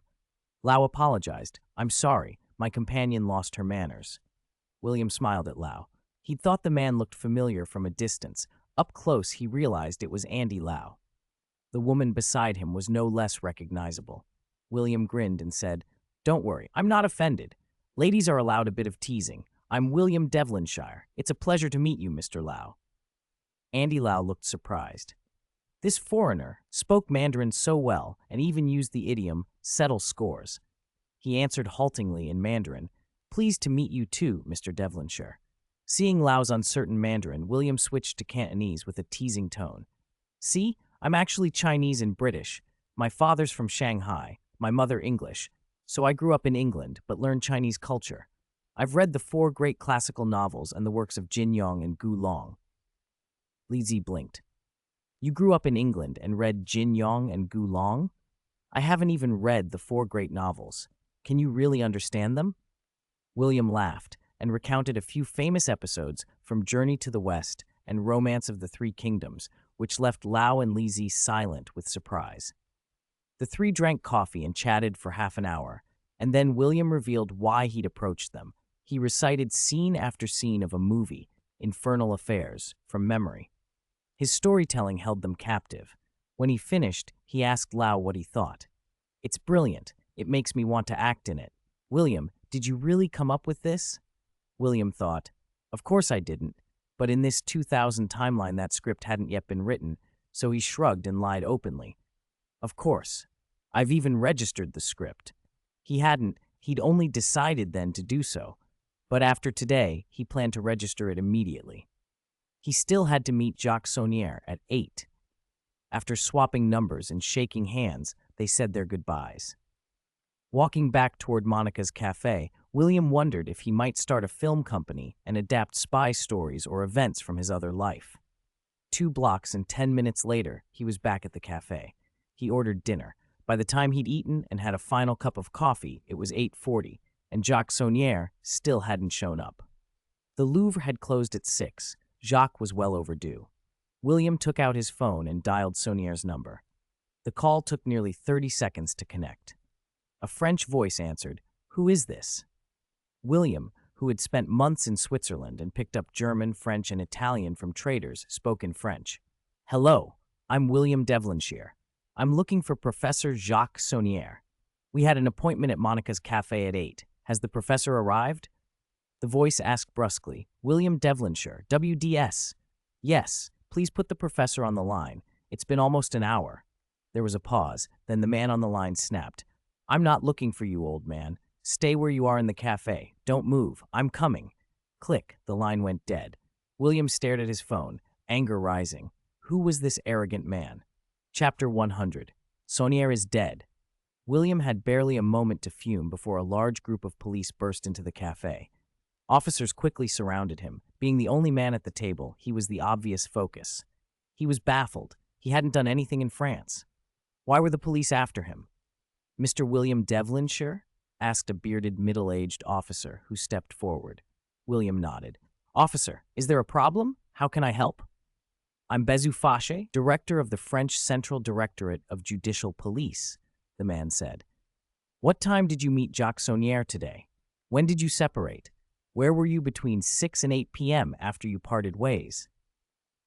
William glanced at Fache and the officers arrayed around him.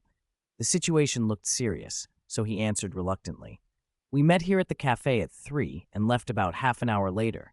After that, I went to the Champs-Élysées and bought 2 Patek Philippe watches. One is on my wrist now." He showed Fache the watch. The director inspected it, nodded. He was seasoned enough to recognize an authentic Patek Philippe and its expensive look. Fache's suspicion eased a little. If William were the murderer, he wouldn't be calmly waiting outside the Louvre. He motioned for William to continue. "After leaving Patek Philippe, I did some shopping near the Eiffel Tower and by chance met 2 Hong Kong celebrities. I chatted with them until around 7:30, then came back to the cafe, had dinner, and at 8:40, when the professor hadn't shown, I called him. Then you all arrived. Chapter 70. Officer, can I ask what's going on? Why isn't Professor Jacques Saunier here? Did something happen to him?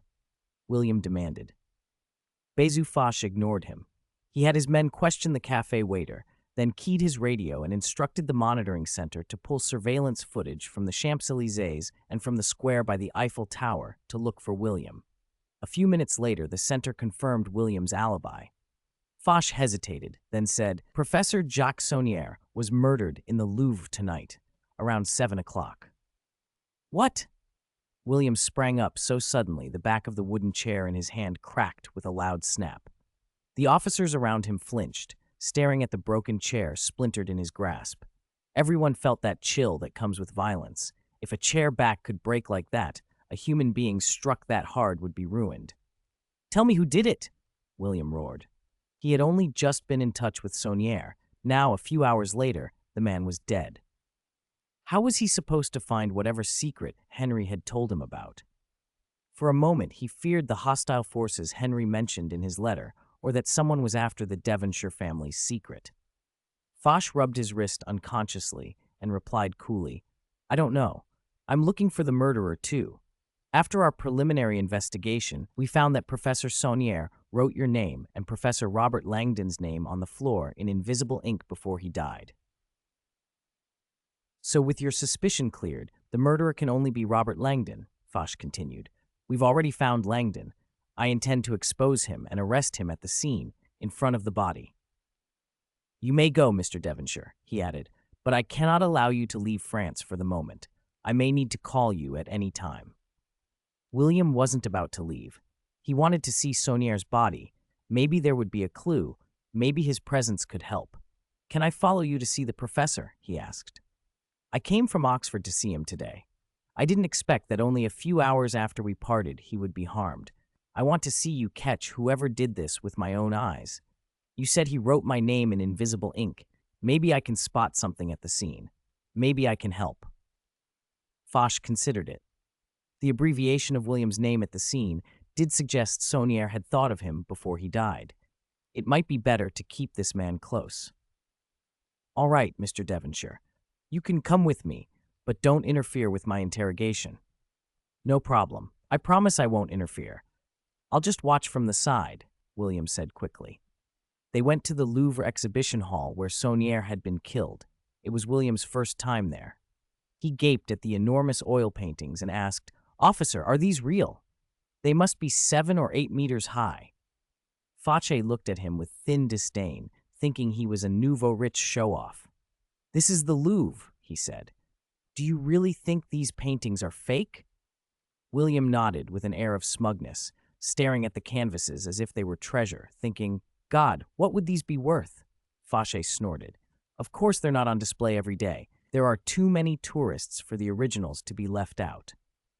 He enjoyed needling the pretentious visitor. William bristled, but followed Foch to the scene and nearly choked at what he saw. Jacques Saunier lay entirely naked on the floor, a pentagram drawn on his abdomen. There was a gunshot wound just below his left chest, likely the fatal wound. But why had the killer arranged him like this? Why draw a pentagram on his body? Did the murderer do this as some kind of ritual? William asked. Foch shook his head and said solemnly, No, the professor did this himself. What? William exclaimed. Why would he do that? What was he trying to express? Foch held up a UV flashlight and swept it across the floor. Under the glow, several lines of numbers and text appeared.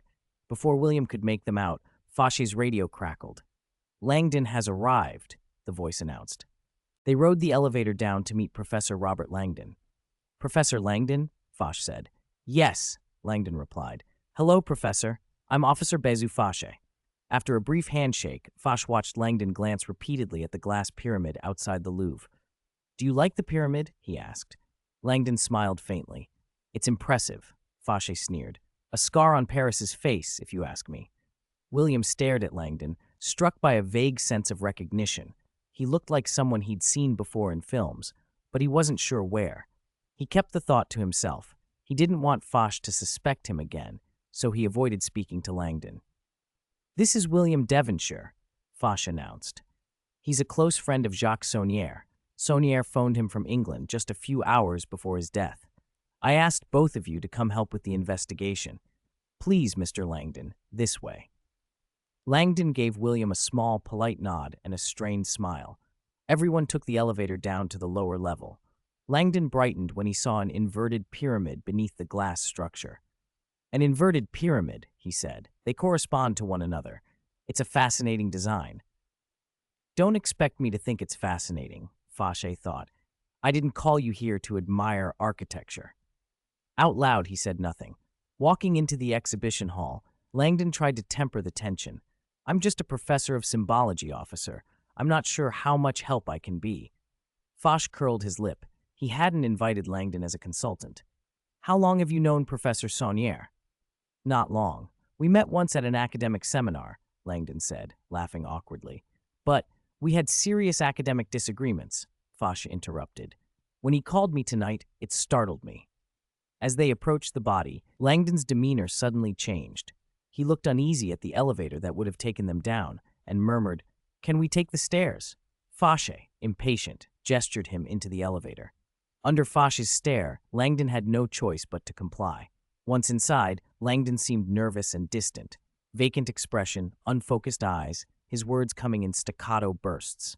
William and Foch exchanged glances. Both felt suspicion prickling. Outside the elevator, Foch said, "You seemed very nervous, Langdon." Langdon looked as if the comment made him more nervous, his face paling. He took a breath, shook his head, and tried to steady himself. They reached the grand gallery. "You found the body here, didn't you?" Langdon asked, trying to direct attention. Foch's brow tightened. "How do you know that?" Langdon's voice was calm. "I recognize the photos you showed me. The wooden floor is exactly the same. I have a good memory." When Langdon saw Saunière's body, his expression hardened into horror. "My God," he whispered. He stepped closer and examined the pose. "The way the professor is posed references Leonardo's Vitruvian Man," Langdon said. "One of Da Vinci's most famous sketches. But why a pentagram on his chest?" Foch, hands clasped behind his back, asked, "Does that have any special meaning?" Langdon looked at him with a mix of impatience and pity at the officer's bluntness. "Symbols mean different things in different contexts," he said. "From a Christian viewpoint, the pentagram is considered pagan, but this is a very old pentagram, a symbol associated with Venus, representing the feminine half of existence. In religious historical terms, it's tied to the sacred feminine." Foch scoffed. "So are you saying Saunière drew a feminine symbol on his chest before he died? Why would he do that?" Langdon shrugged helplessly. "I don't know, officer." Chapter 71. "Is that so?" Foch said. "Of course. How would I know why Saunière did this? I can only tell you what I know. This isn't some devil's prophecy." Foch trained his flashlight on the floor, illuminating words and numbers. He turned to Langdon. "What would a dying man write?" Langdon considered it a moment. "Probably the killer's name." "Yes, exactly." Foch watched Langdon's face tighten. He was about to continue when a voice interrupted. "Captain Foch, sorry to interrupt. I've received photos from the scene and cracked the code. I believe the numbers Saunière wrote on the floor are the Fibonacci sequence. Headquarters sent me to get the full picture." A police officer approached briskly, flanked by a young woman. She handed Foch a document. He glanced at it and nodded. "All right, Officer Sophie, what do you need?" Sophie ignored Foch and addressed Langdon. "Excuse me, Captain, just a moment. Headquarters has an urgent message for Professor Langdon." She smiled at Langdon. "I'm Sophie, from the cryptography department of the French criminal police. The American embassy contacted our headquarters. I'm sorry, Professor, but the embassy says this is a matter of life and death. You should take this call now. Here's the number they left. Use the last 3 digits as your password." Langdon took the note, bewildered. At the embassy's insistence, he dialed. The call connected, and a voice spoke. "Professor Langdon, please remain calm. I'm Sophie. Do exactly as I say. You are in a very dangerous situation. Do not trust Foch. He is not here to help you." Foch stared at Sophie and Langdon, baffled. He glanced at William, who shrugged as if he knew nothing. After Foch explained some of the case details, Sophie smiled, shook his hand, and left. When she was gone, Langdon stammered, "The embassy said a relative of mine was murdered. I'm sorry, officer." My head's a mess. May I use the restroom? Foch looked sorry at the news and nodded, pointing toward the restrooms. Of course. I'll come too, William said. Unnoticed by Langdon and Foch, William had quietly amplified the phone call and heard everything Sophie had said. He suspected Langdon might be trying to slip away, so he smiled and followed. Let's go, Professor. Inside the restroom, they found Sophie waiting. Seeing William, she showed no surprise and turned to Langdon immediately. Did you receive Saunier's message? What are you talking about? I'm just a consultant. Why would I be in danger? Langdon asked, bewildered. No, Sophie said crisply. You're being watched, Professor Langdon. Foch is straightforward. He brings suspects to a scene and watches them to see if they'll reveal themselves. Langdon's eyes widened. A suspect? Me? Yes, Sophie said. Check your pockets. Hurry. Langdon fumbled through his coat pockets. When he touched the lining of his jacket, his face fell. There was a fingernail-sized GPS tracker tucked inside. Sophie took it and said, A GPS tracker. It can pinpoint you. It's meant to prevent escape. As for you, William Devereaux. She produced 2 photographs and handed one to each man. The photos showed the invisible words and numbers from the crime scene. When did Saunier contact you today? I called him in the morning. He arranged to meet me at the Café Monica. He had to go to work after that, and we planned to meet again at 8, William replied. Professor, what did Saunier leave for you? Foch only sought you and William. William has proof to clear himself, but you don't. Tell me what Saunier left you. We don't have much time, Professor Langdon. Langdon was stunned. Then who are you? Sophie's voice dropped, threaded with sadness. Saunier deliberately wrote the Fibonacci sequence to get someone in my cryptography department involved. He wrote your name and the initials WDS at the end to get both of you involved. Professor Langdon, you are a symbologist. He must have wanted you to decipher the secret message. Why he wanted William, I don't know. Mr. Devereaux, why would Saunier have wanted you involved? William studied the photo with the names on it. The answer came quickly. Saunier had wanted him both to find the secret and to protect Sophie. He knew William's combat skills. But William wasn't about to accept Sophie's claim on the basis of a string of numbers alone. How can you prove Saunier meant you? I won't believe it, just from a sequence, Sophie. PS on the photo refers to me, Sophie said. Saunier was my grandfather. When I was little, he called me Princess Sophie, PS. Both Langdon and William exchanged surprised looks and then nodded. William stepped closer to Langdon, inspected his right hand, even brought his nose close to his palm. Langdon's hands were clean and soft, no gunpowder. After checking the left hand as well, William relaxed. All right, I'll believe you for now, Professor. At least your hands don't look like someone who's fired a gun. Langdon suddenly seized William's left hand and looked at the small ring on his pinky. An iris crest. How do you have this ring? Isn't the Priory of Sion a legendary organization? William, who are you? Sophie's eyes fixed on the same ring. I've seen that before. Saunier had one too. Langdon and Sophie stared at William. So you and Saunier are both connected to the Priory of Sion? Then Saunier met you for a reason. So the Priory really exists? Who I am isn't important. William said. What matters is finding who killed Saunier and getting rid of that GPS. He stepped to the sink, pressed the tracker into a bar of soap, walked to the open window, and tossed it into a garbage truck that had just rumbled by. Follow me, he said, then led Langdon and Sophie back into the women's restroom. Less than 5 minutes later, they heard sirens below. A dozen police cars roared after the garbage truck. William grinned at the two. Now what do we do? Where do we start? Princess Sophie, Professor Langdon. Sophie said nothing. She led them to Saunier's body and murmured, He was older than I expected. We hadn't been in touch for a long time.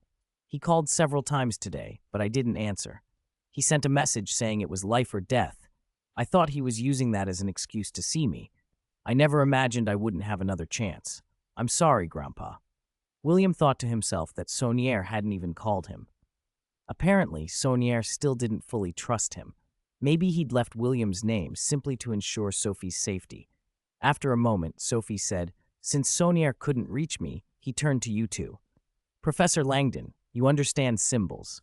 William and Saunier share the Priory bar. There must be something that made him trust the two of you and ask you for help. It must have been urgent. He had no time to tell anyone properly. Langdon picked up the note with the number sequence Fauché had discarded, pulled a pen from his pocket, and scribbled in his small notebook. The sequence and that sentence can be recombined to form new words, only Leonardo da Vinci, and sacred. Sophie's eyes lit up. Da Vinci, the Mona Lisa is nearby. The clue must point there. They hurried to the room with the Mona Lisa. Shining their flashlights across the painting, they discovered a faint message written in invisible ink in the lower right corner. Another riddle. Langdon mouthed various letter combinations, testing possibilities, and finally spoke, Virgin Mary. Sophie recalled a painting of the Virgin Mary in another gallery. There, behind the frame, they found an iris crest key. Langdon turned the key over in his hand and looked at William. This is the same priory symbol as your ring. What exactly was Saunière trying to tell us? William shrugged. He felt like a supporting player in a puzzle he didn't fully understand. Then his ears pricked. Someone's coming. Don't move. I'll handle it. He slipped toward the doorway and hid behind the door. 10 seconds later, a Louvre security guard burst into the hall, hand on his holster, shouting, Hands up! You're under arrest. Before the guard could turn toward the door, William struck. He knocked the man out, laid him gently on the floor, and signaled to Sophie and Langdon to hurry. The three fled the Louvre, piled into Sophie's car, and sped away before Fauché and his team returned. As they drove, Sophie held the iris crest key tenderly. This was Saunière's, she said. I remember seeing it when I was little. He always promised he'd give it to me when I grew up. Langdon took the key and asked, Sophie, have you heard of the Priory of Sion? Chapter 72. No, this is the first I've heard of it today. What does this have to do with the Priory of Sion? William, shouldn't you tell us? You and Saunière are both members of that society. You should know the most, Sophie demanded. William, slumped in the back seat, rolled his eyes. I don't know. All I know is this ring belonged to my grandfather. He gave it to Saunière when he was dying. Last night, I found a note among my grandfather's things. This morning, I called Saunière. He agreed to meet me at a cafe this afternoon, gave me the ring back, and said he'd take me to England to join the society. That's it. I don't know anything else. When William wouldn't say more, Langdon spoke up. The Priory of Sion, also called the Sion Society, is one of the oldest, most secretive organizations in the world. Its emblem is the iris. They guard a secret they call man's dark deception. The Priory is responsible for protecting the source of the Lord of Light's power in the world. William blinked in surprise. What source? Isn't the Lord of Light's power innate? How could there be a source you can find? This goes back thousands of years. Professor Langdon, how do you even know this? Sophie, who was driving and had just swerved to avoid two police cruisers, cut him off. Forget all that for now. We need a place to hide. Fauché won't stop hunting us. Sophie, find a car dealership. Don't forget I'm not wanted. Buy us a car, William said. Right, you're not wanted yet, Sophie muttered as she pulled into the nearest Renault dealership. William hopped out, walked in, and bought a car with his card. He met Langdon and Sophie half a kilometer away, and they drove off. Once they were underway, Sophie asked, William, does the Priory of Sion really exist? I don't know. I only heard about it from Saunière today. Do you want it to exist? William asked. Sophie hesitated, then said softly, I don't know. Saunière raised me to decode puzzles. He always asked, Sophie, what's next? What should we do next? Langdon smiled. Searching for treasure, he said. To help Saunière find the murderer, I want the Priory to exist. That would mean there are others who can help. But I also hope it doesn't exist. The legends are too bloody. Most of its members were slaughtered. The story goes that over 1,000 years ago, a French king conquered Jerusalem. That massive crusade was actually directed by a secret brotherhood, the Priory, and their army was the Knights Templar. The Templars claimed to protect the Holy City, but some say they had a different aim. According to legend, they were searching for an ancient artifact, something lost since the Lord of Light's time. The church wanted it desperately. William slammed on the brakes and pulled to the curb. Did they find it? Langdon studied him for a moment. We don't know. The Templars suddenly stopped searching and left the Holy Land for Rome. No one knows whether they blackmailed the church. Or the church bribed them, Sophie supplied. The Pope later issued a decree giving the Knights Templar extraordinary powers. By the 14th century, they'd grown so powerful they threatened the papacy.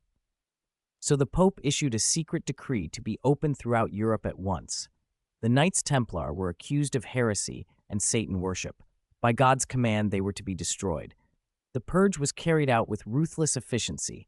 The Templars in Europe were nearly wiped out, except in England. The Pope's men searched for the priory's treasure afterward and found nothing. The surviving Templars vanished. That's when the hunt for the relics and the treasure began. Sophie frowned. What relic and treasure? Saunier never told me about this.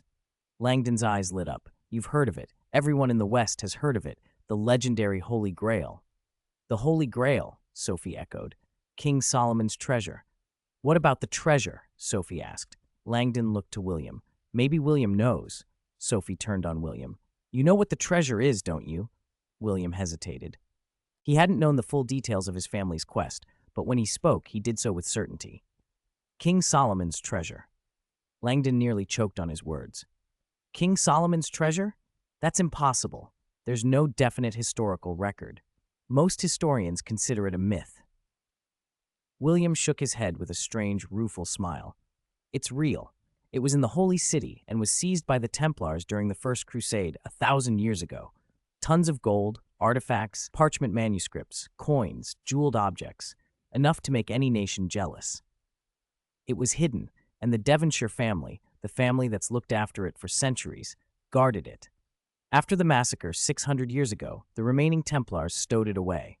3 centuries later, traders split off and hid the treasure. Ironically, in the end, those traders themselves didn't even know where everything was. For 300 years, the Devonshires searched for the legendary King Solomon's treasure. Dozens of generations hunted it. Now it's my burden to try. Langdon, ever the academic, leaned forward. Who were those renegade Templars? William grinned. Would I tell you? It's a Devonshire secret, protected for 1,000 years. Langdon groaned, pressed a hand to his forehead. I'm going to lose sleep over this. Sophie, annoyed, jabbed William in the arm. Shut up, William. William shrugged. I'm protecting you. Do you know how many people would kill to learn this? Knowing could get you captured and interrogated. If you're lucky, you're locked away in some dark cell. If you're unlucky, you're buried in a desert or tossed in a river. Langdon theatrically crossed himself. All right, don't tell me. For something chased by organizations with centuries of power, I don't want a piece of it. William, you've frightened me, but I can hazard a guess about the traitors. William's eyebrows rose. You can guess that, Professor? Are all Harvard professors this amazing? Hey, I'm Harvard's best in history and symbology. The best, Langdon declared. Langdon, enough, Sophie snapped from the back seat. Seeing her glare, Langdon held up his hands. Fine. William's hints fit. 600 years ago, the Templars were slaughtered. To protect such a huge treasure, it couldn't stay in Europe. Asia and Africa were impossible. The only viable option was America, which back then was still wilderness. If the traders couldn't find it 300 years later, the hiding must have been made deliberately obscure. The most critical time in American history was the Revolutionary War. The government feared the British might find whatever was hidden. Am I right, William? William nodded. Yes, exactly. Langdon waved his hand, pleased. Then it's clear, the treasure became the stuff of American legend. The national treasure supposedly hidden by the Founding Fathers. It's the treasure the Freemasons have searched for. The traitors William hinted at were the Freemasons, Templars who fled to America and reorganized. Trying to steal something sought by both the Priory and the Freemasons would be suicidal. I don't want to know more. I'm already a suspect just for being involved with the Priory. If I went up against the Freemasons, whose reach in America is enormous, I don't want to imagine my fate. Enough. We'll change the subject. Sophie sounded rattled. National treasure? Like the Nicolas Cage movie? Damn, that movie didn't say where the ship was. William tried to remember details from a film he'd only half-watched in a past life. The code was on the back of a declaration, the treasure under a church. What was the church called? He looked at Langdon, hoping the professor might fill in the blanks. Langdon, however, was staring at a key in his hand. The bit was obviously antique, but the handle was modern and etched with a code, Hawks 24. Hawks 24? What kind of puzzle is that? Langdon muttered. Sophie's eyes narrowed. That's not a puzzle. It's an address. I know where it is. Hurry, William. Drive. Following Sophie's directions, they arrived at a Swiss bank in the center of Paris. Langdon used the key and the sequence of numbers Saunier had left to open the safe deposit box Saunier kept in the bank's vault. Inside was only a small wooden box, carved with an iris. Langdon stared at the carving. My God, he whispered. The iris, the emblem of the priory, the rose and the grail, it all lines up. William took the wooden box from Sophie and turned it over. It was clearly an antique. Just as they reached to open it, the bank's night manager pushed the door and walked in. Chapter 104, An Unexpected Member of the Priory of Sion. I'm sorry, everyone. I didn't expect the police to arrive so fast, the night manager said. When you entered, the bank's alarm automatically notified them. Your names are in the system. We can't erase them.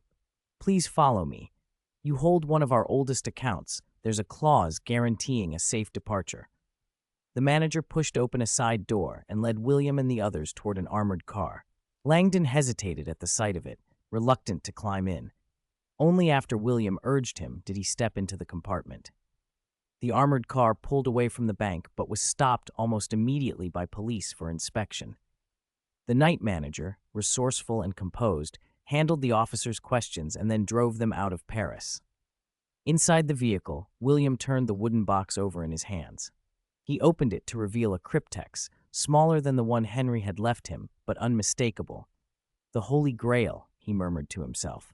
A miraculous cup, the source of the God of Light's power on earth. That's superstition, Sophie said with a laugh, joining in William's teasing. Langdon watched them, curious. You don't believe in the God of Light? He asked. Sophie shook her head. I don't believe in divine powers dropping from the sky. I believe in people. People can be very kind. William nodded. Me too. I think there are more good people than bad, but I also believe you have to be strong yourself to protect the things and people you care about. Sophie took the cryptex and turned it over in her hands. A Da Vinci invention, she said. It protects secrets. Inside is a glass vial filled with vinegar. The message is wrapped around it. If you force it open, the vial breaks and the vinegar destroys the ink. With 5 rings of 26 letters, there are millions of combinations. Without the code, whoever opens it destroys the message. The armored car slowed. The door hissed open, and the night manager stepped out with a P-26 in his hand. I've guarded this for 20 years, he said, voice tight. I never expected to wait for 3 murderers. Hand it over. Hand what over? William asked. Before the manager could answer, he fired a warning shot into the compartment. A bullet tore through the metal and ricocheted, narrowly missing one of the boxes. With a gun trained on him, William stood and handed over the cryptex with his left hand. His right stayed hidden behind his back, fingers working toward his Glock 17 stashed in the cargo. Wait, let me see the ring on your hand, the manager suddenly demanded. William turned his left palm up. The manager's face changed as he stared at the fleur-de-lis ring. What's your name? Why is that ring on your hand? William Devonshire, William said. A beat of hesitation then, when he saw the manager lower his pistol, he added, Henry Winter Devonshire. The manager's expression shifted from hostility to stunned relief. God, he whispered. So Saunier wasn't killed by you.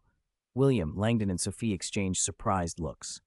They all realized at once that the manager must be one of them. Only a member of the Priory of Sion would recognize the ring and lower a gun. Get out, the manager said, holstering the pistol. Quickly. Outside, the man introduced himself. My name is Andre Vernet. I've been the guardian of this cryptex for 20 years. I never expected Grandmaster Saunier to die. He was murdered by the Opus Dei. Opus Dei? Langdon blurted. Wasn't that organization disbanded? Andre shook his head. Officially? Perhaps. But they simply went underground. Like us, they hid within the church's structure. They formed a committee to search for the Holy Grail and to root out the priory. Over the years, many of our members have been assassinated by them, 3 elders and a Grand Master now gone. The priory is at its most dangerous moment. He pulled William aside and lowered his voice. William, The secret of the Holy Grail cannot fall into Opus Dei hands. You are the only elder left. You must find the Grail and protect it." "But Saunier was killed before he could tell me anything," William said. "I don't know where to start. Andre, do you have any leads?" Andre looked apologetic. "I'm only a guardian. My task was the cryptex. I don't know more." Langdon interrupted. "There is someone who studies this deeply, Lee Teabing. He's an Englishman living in France. If anyone can help, it's him." William had few options. He knew little of European history. He needed an expert. "All right, let's go find Teabing. What will you do, Andre?" "I'll drive to Zurich after I drop you off at Teabing's," Andre said. "They won't find any dirt on me there." He climbed back into the armored car and drove on. William and Andre rode in the cargo compartment. Langdon and Sophie sat up front. No one spoke about the cryptex while the car sped through the night, but William's face was set, and Andre's warnings weighed on him. Andre explained, quietly and grimly, that the Priory had been decimated over the past decade. Its members, artists, professors, scholars, were too dispersed and idealistic to protect themselves. After Henry's death, the network frayed. The Opus Dei, once a shadow, had become aggressive, even resorting to assassination. If anyone learned William was the last elder, the Opus Dei would hunt him relentlessly. They sought the Grail not to destroy it, as they claimed, but to use it as leverage, extortion, and power, echoing the greed of the Templars a millennium ago. Back in Paris, Commander Foch received the bank's report. An armored car had left its facility without authorization. Swiss headquarters suspected theft. At first, the officers treated it as routine, but when Foch's men found police searching the nearby streets and requested GPS coordinates, everyone's interest sharpened. The GPS showed the armored car had paused at Chateau Villette for 10 minutes before heading toward the highway to Switzerland. Suspecting Langdon might be visiting the estate's owner, Lee Teabing, Foch mobilized a dozen vehicles and ordered them to Chateau Villette. Chapter 105, The Debate Between Teabing and Langdon. Langdon answered the gatekeeper's questions at the chateau, and then, as soon as the gates opened, William, Sophie, and he heard a voice from the manor. "Welcome to Chateau Villette, Professor Langdon." On the broad staircase stood an old man with white hair and 2 canes. He descended slowly and smiled. "Welcome, I'm Sir Lee Teabing." "Long time no see, Teabing," Langdon said. "Allow me to introduce you. This is Sophie Neveu, and this is William Devonshire." Teabing took Sophie's hand and then reached for William. "Devonshire," he said, eyes lighting up. "William, you were 5 or 6 the last time I saw you. Henry and I used to have afternoon tea together when we were in England." William clasped Teabing's hand. "It's an honor, sir. Thank you." Teabing looked toward Langdon. "Earl Grey? With a slice of lemon, please," Langdon answered. "Good," Teabing said. "Come inside. We'll have tea and something to eat. It's nearly dawn." They gathered in the dining room. Teabing poured, settled into his chair, and said, "You come at night for a reason.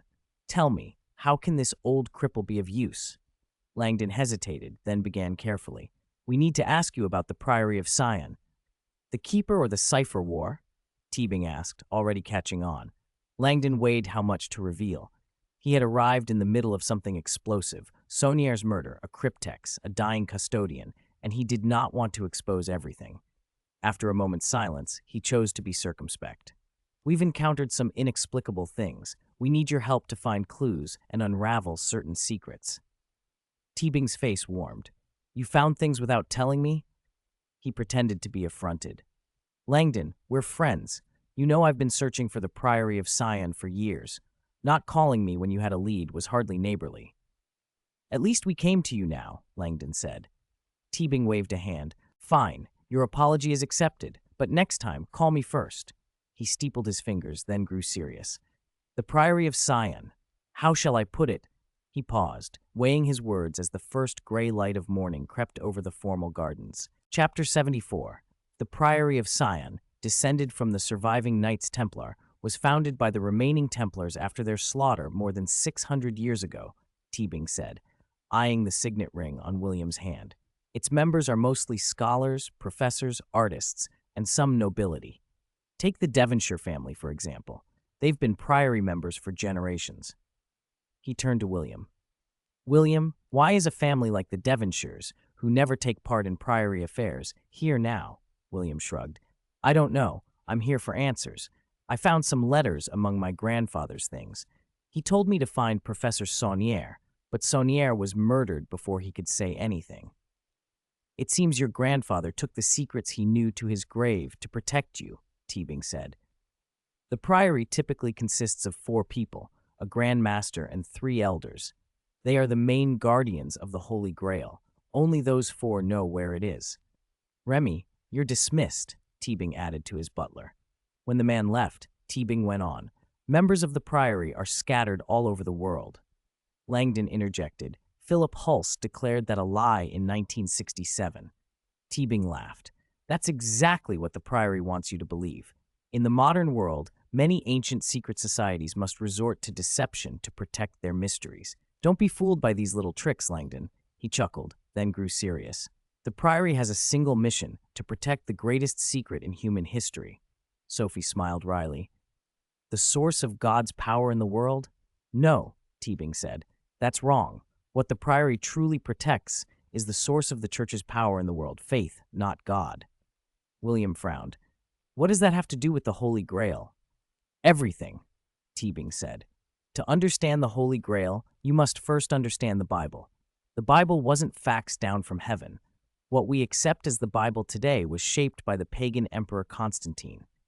Constantine? Sophie said. But he was a Christian, wasn't he? No, he remained a pagan until his deathbed baptism. His people had long worshipped nature gods. During his reign, however, conflicts between Christians and pagan worshippers were growing. Constantine was a pragmatist. To keep his empire from fracturing, he sought to unify the faiths. Since Christians were already the majority, he convened the famous Council of Nicaea. Teabing paused, letting them absorb the name, then continued. At that council, rival Christian factions debated and voted on which Gospels to include, the date of Easter, the sacrament's forms, and crucially, on Christ's divinity. Sophie looked puzzled. Why was it necessary to establish Christ's divinity by vote? My dear Sophie, Teabing said, before the council, many believers saw Christ as a great prophet, an extraordinary man, but still a mortal who could die. Langdon added, some early Christians saw Christ as human, others insisted he was divine. Some even claimed he was the Son of God, William said. Teabing scoffed. He wasn't even the great-grandson of God, he muttered, then corrected himself. In effect, his divinity was voted into doctrine. Langdon shook his head. I don't agree with that phrasing.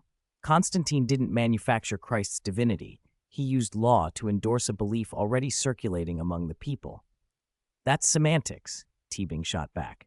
No, it's not the same. You're twisting the facts to suit your theory, Langdon replied.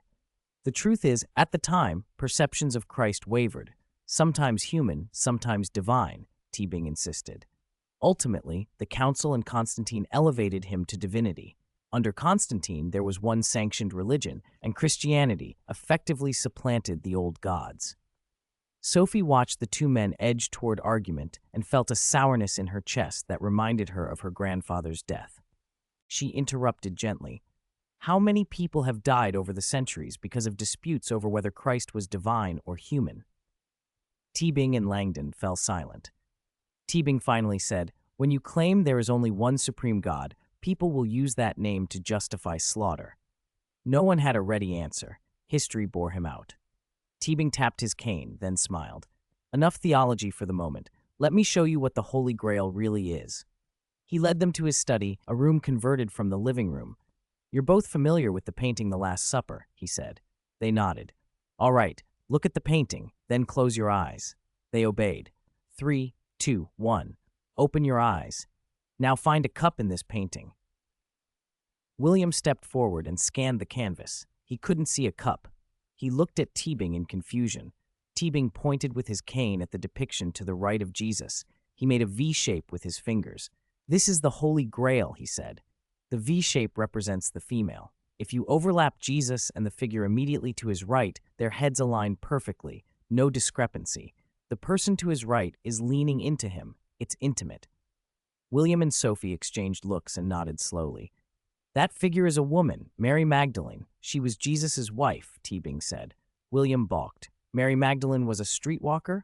Teabing flared. No, She was slandered by the church in 591 AD. It's shameful. Langdon shrugged. That's a rumor without solid evidence. Teabing glared. You know better than to say that. There's plenty of evidence if you look for it. Mary Magdalene was of noble blood. She was pregnant with Jesus' child before his death. In hiding, she bore a daughter, Sarah. William's face went pale. So that's why the church has hunted the Grail for centuries.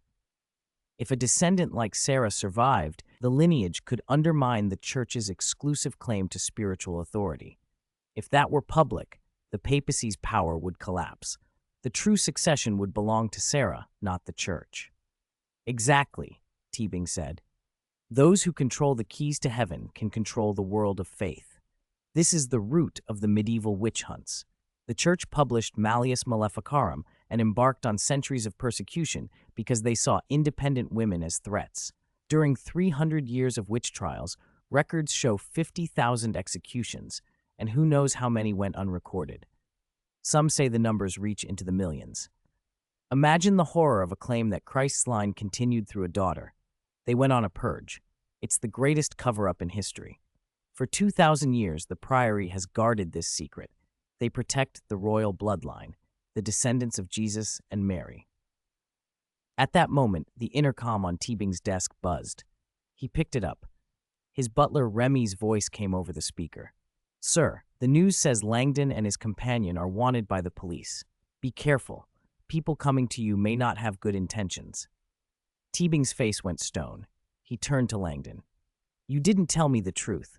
There's a warrant for your arrest on TV. You're suspected of murdering 4 people. You used my interest in the Grail to hide in my house. Get out of my house, you murderer. If you don't... He reached for the telephone. Langdon held up a hand. Remy, listen. Sophie is Jacques Saunier's granddaughter. Teabing froze.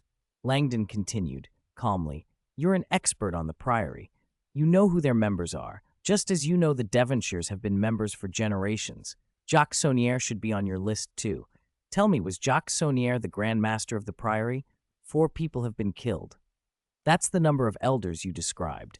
Perhaps the Priory's membership has been exposed and all the elders were murdered. If you were the Grand Master and you were about to die, what would you do? You would pass the secret to the one person you trusted most, someone outside the Priory, someone you'd groom as an heir. You'd pass it to Sophie. The room went quiet. Chapter 75, Langdon, Teabing said. Your fabricated reasons are quite good. They almost sound plausible. Perhaps you should see this, Teabing, Langdon replied, producing the wooden box. Teabing stared at it, disbelief making his voice tremble. This is impossible. Is this the keystone? He walked over, took the keystone, and sat at the desk.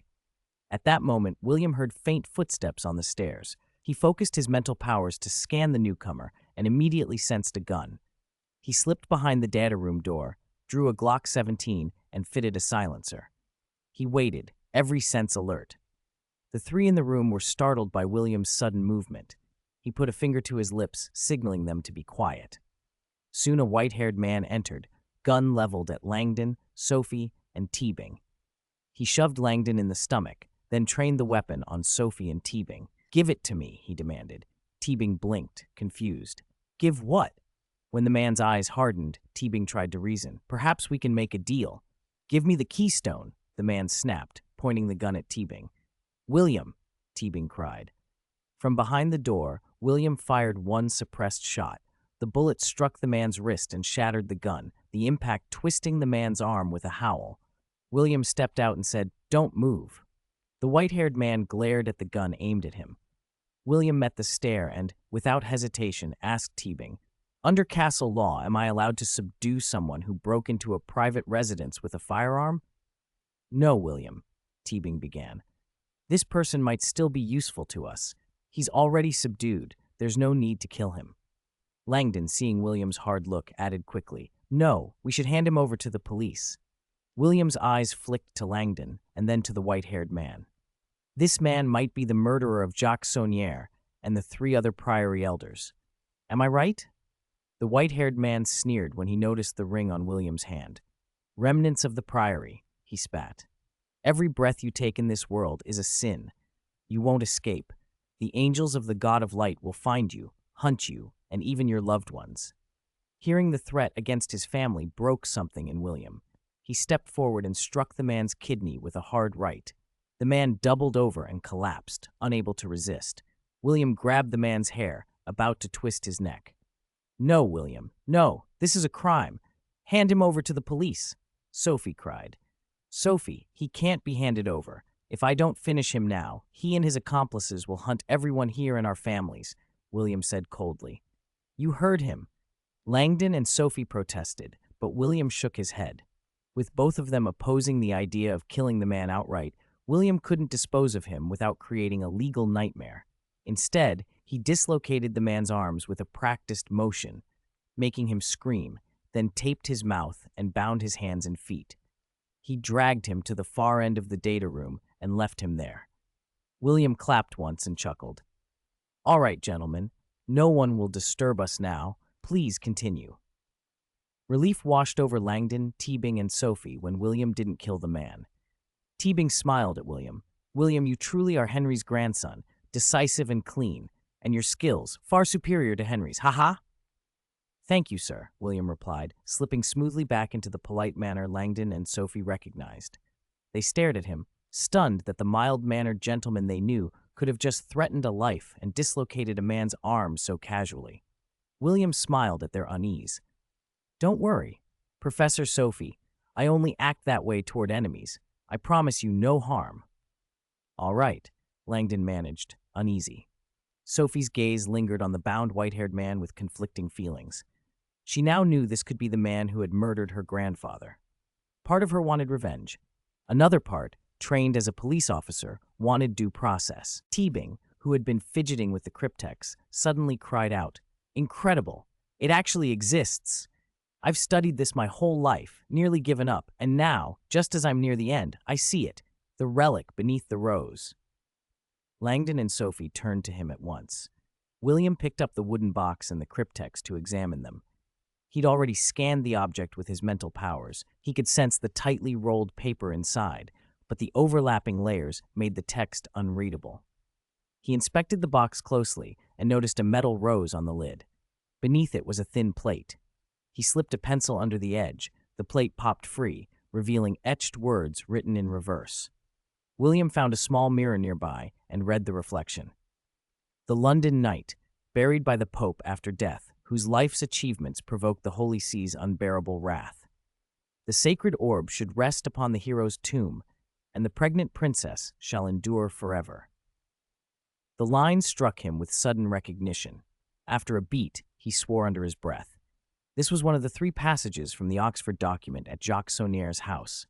No wonder Saunier had told him the Devonshires were the last guardians. William read further, scanning the cryptex mentally. The scroll inside matched the Oxford document exactly. Beneath ancient Rosslyn, the Holy Grail awaits, guarded by sword and chalice. A masterpiece dedicated to the master, accompanying him into dreams. She can rest in peace, gazing at the stars.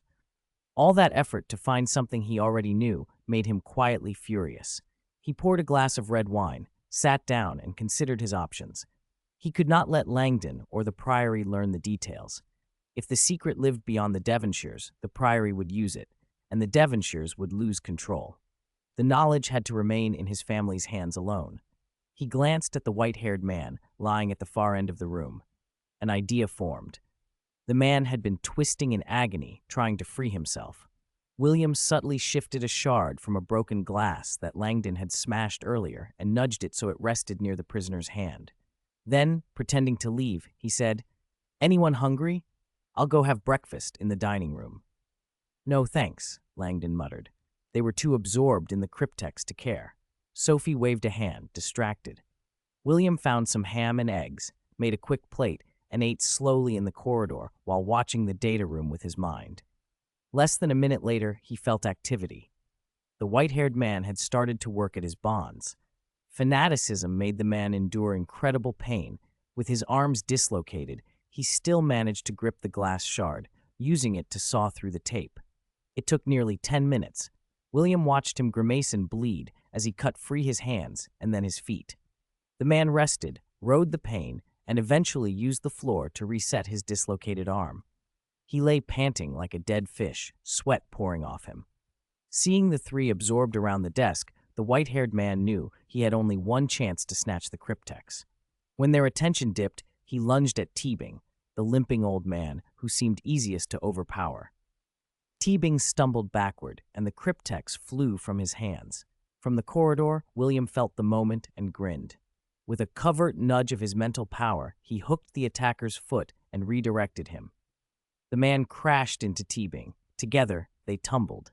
The cryptex flew through the air, struck the wall, and William, that mischievous fellow, gave it one more mental push, sending it spinning farther. Chapter 76, Bang! The cryptex slammed against the wall, tumbled to the floor, and bounced.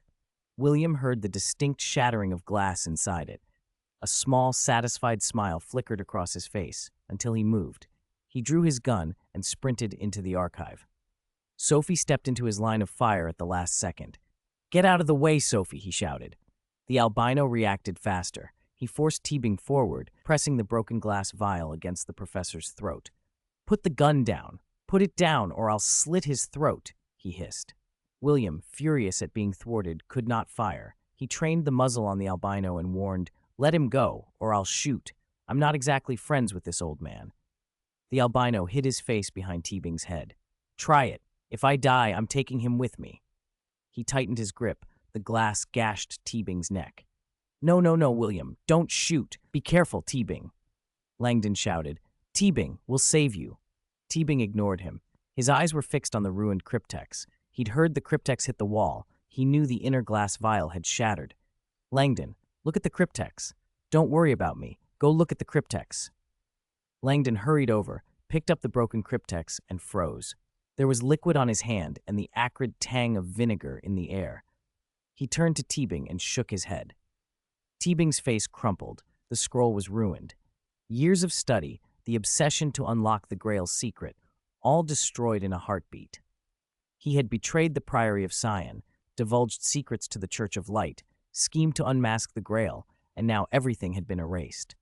For a moment, he seemed to teeter on the edge of collapse, then rage replaced despair. "Kill him, William!" Teabing screamed at William. "He's the one who assassinated the elders of the Priory of Sion. Don't worry about me. Kill him!" William was puzzled by Teabing's outburst, but a clean shot was impossible. The albino still shielded himself with Teabing's body. As William hesitated, a nearby monitor flickered to life. Through the feed, he saw a dozen figures slipping onto the manor grounds.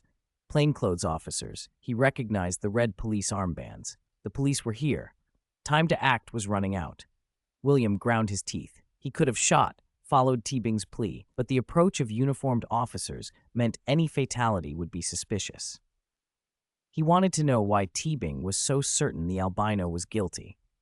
Had Jacques Saunière suspected a traitor in the Priory? Were the four elders killed from within? Or had someone outside who knew the Priory betrayed them? The seed of doubt about Teabing sprouted in William's mind and would not be easily uprooted. Keeping his gun leveled, William stepped to the desktop intercom and, as quietly as he could, depressed the button to the first floor. "Let go of Professor Teabing, and I'll let you go," he said, loud enough for anyone downstairs to hear. He wanted the police to know someone upstairs was being held hostage. At that moment, Remy, the butler, rushed in with a pistol. He had heard the shouting from the kitchen and come up with his gun, just missing contact with the police. Seeing Teabing seized, Remy barked, "Let him go!" The albino grew visibly nervous at the arrival of another armed person.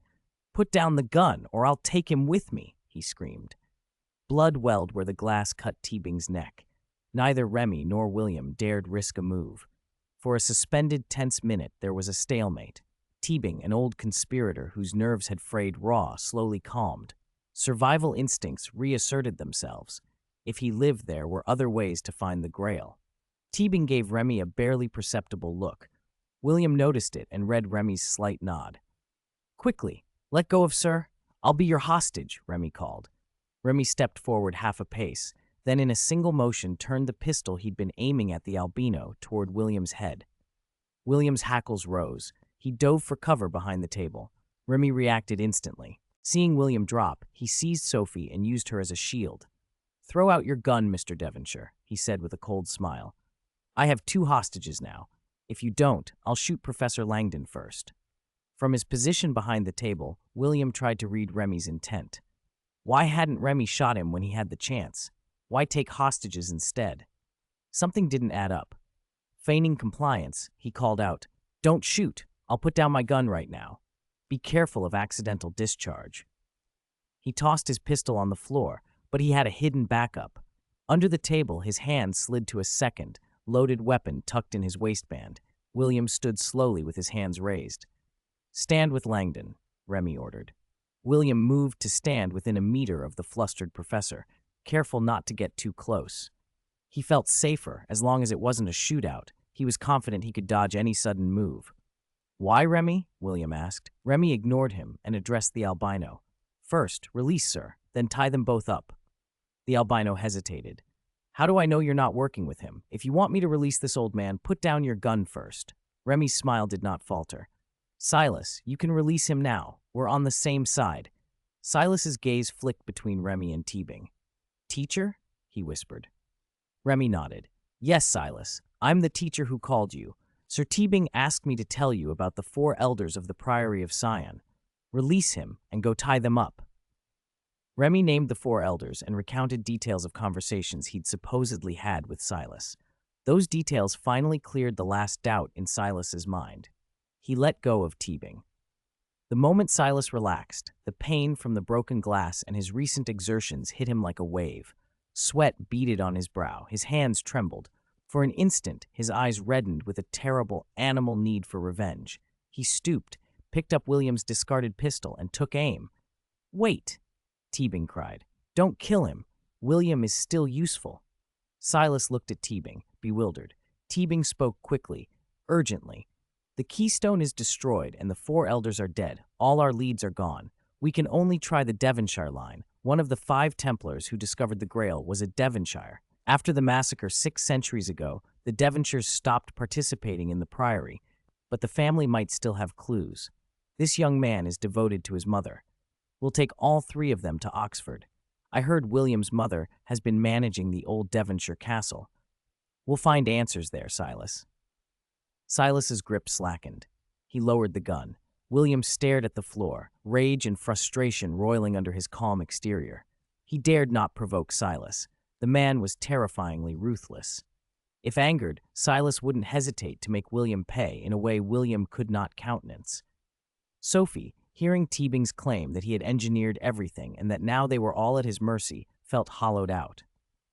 "Why?" she demanded. "Why did you do this? Why kill my grandfather and all those innocent people?" "Innocent?" Teabing laughed like a man who had finally indulged in a long-cherished conviction. "The Priory of Sion is not innocent." He leaned on his cane, shuffled to Silas, and took the gun from him, turning it on Sophie as he continued. He crossed to the desk and sat, the old scholar assuming the mantle of verdict. "If not for the Templars' greed, their foolish bargain with the Church of Light that let the Church survive 1,000 years ago, we would not be living under the Church's thumb," he said. "How many atrocities has the Church committed? How many minds imprisoned for a millennium?" He glared at Silas. "Do you think I betrayed the Priory to save the Church? No. I did this to destroy the Church. Finding the Holy Grail will provide scientific proof that the Church's God is not what people have been made to believe. When people discover the truth, do you think the Church will survive? The Church must pay for its sins." Silas's face went ashen. Everything he had believed, that he was guided by God, that his killings cleansed the world in the Church's name, collapsed into a single, hideous fraud perpetrated by the very man he had trusted. Rage and pain warred beneath his skin. For a moment, he seemed to gather himself. Then, with a terrible howl, he lunged at Teabing. Chapter 77. Bang! A gunshot cracked through the archive. Silas clutched his chest and slowly sank to his knees, his gaze unfocused as he stared at the ceiling. "I'm just a shadow," he murmured. "Ah!" Sophie screamed at the sound. Remy flinched from the piercing cry, recoiling instinctively. Perfect opportunity. William, who had been standing nearby, suddenly drew a pistol from his lower back. He fired at Remy's head, then spun and fired again at the panicked Teabing. The second shot sent Teabing sprawling to the floor. The police who'd been lying in wait outside burst in at the sound of the first shot, but no more than 3 seconds had passed between the first shot and William's. By the time the officers entered, 3 people were already down on the archive floor.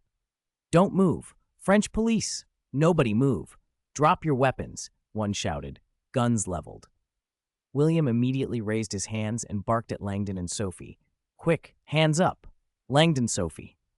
Langdon reacted at once, lifting his arms. Sophie, shaken, crumpled to her knees, her legs trembling. The officers stared in astonishment at William and the 3 bodies. They'd rushed in as soon as they'd heard shots, but in seconds, William had turned the situation on its head. Nervous, the officers trained their weapons on him until one approached to carefully take the gun from his hand. "All right, secure the scene," Inspector Foch said, stepping in with a cigar clenched between his teeth. He looked down at Teabing, Remy, and Silas, all lying motionless, and shook his head. "I didn't expect this." Foch helped Sophie to her feet. Her legs were still weak. "It's all right, Sophie. I'll need your statement tomorrow." Sophie's face was pale. William's shot had grazed her when he killed Remy. She stammered, "Yes, sir. I'll write a full report. Thank you." Fauché turned to William. "Mr. Devonshire, it looks like self-defense, but we have procedures to follow. You'll be restricted from leaving the country for now. Do you have a French firearms license? If not, you could be in serious trouble." William's plan had unfolded exactly as he wanted. The Keystone was destroyed, and the albino, Teabing, and Remy were all dead. He couldn't hide his satisfaction. "Understood, officer. May I make a phone call? The British Embassy will explain the situation." Fauché raised an eyebrow. "Are you sure?" William smiled and shrugged. "Yes." "All right. You 3 will need to come down to the station to give statements," Foch said, still watching the scene. Sitting in the police car, William called Anthony at Moonstar Law Firm and briefly outlined what had happened. Then he called Gareth Mallory at the English Security Committee. The call rang for a long time before Mallory picked up. William let him complain for a moment. It was only 6 in the morning, after all, then explained. "Got it," Mallory said before hanging up. Half an hour later, they were at the police station. As William stepped out of the car, he saw a small group approaching. "Mr. Devonshire, I'm Terry from the British Embassy in France," a man said. "We've been briefed. We'll handle the firearms paperwork with the French authorities, don't worry." William shook his hand. "Thank you, I appreciate it." Terry smiled. "You're welcome. If there's nothing else, we'll return to the consulate." "Thank you. I'll see you out," William said, pleased, and then turned to his lawyer. "Come with me to give my statement." 2 hours later, William was told he could leave. It was broad daylight when he walked out of the station to find Professor Langdon and Sophie waiting for him. "You all right, William?" Langdon asked. William gave a quick, confident nod. "I'm fine. Were you waiting?" "Of course. Let's get some breakfast and talk," Sophie said. "Sounds good." They found a cafe, ordered breakfast, and ate in companionable silence until Langdon and Sophie exchanged a look, and Langdon nodded to Sophie. Then Langdon asked, "William, may I ask, does the Devonshire family have any other clues about the Holy Grail?" William's smile faded into irritation. These 2 wouldn't let it go. After everything that had happened, they still wanted to keep searching. "The killer's been found and punished. Why do you want to keep looking for the Grail?" "My grandfather died because of the Grail," Sophie said stubbornly. "I want to know what it really is. Besides, I'm suspended, so I have the time." William glared at her. He would rather be rid of both of them. "No," he said flatly. Sophie's face fell. "You must know something. William, if the 3 of us search together, it will be easier. We make a good team. Don't shut us out." William shook his head.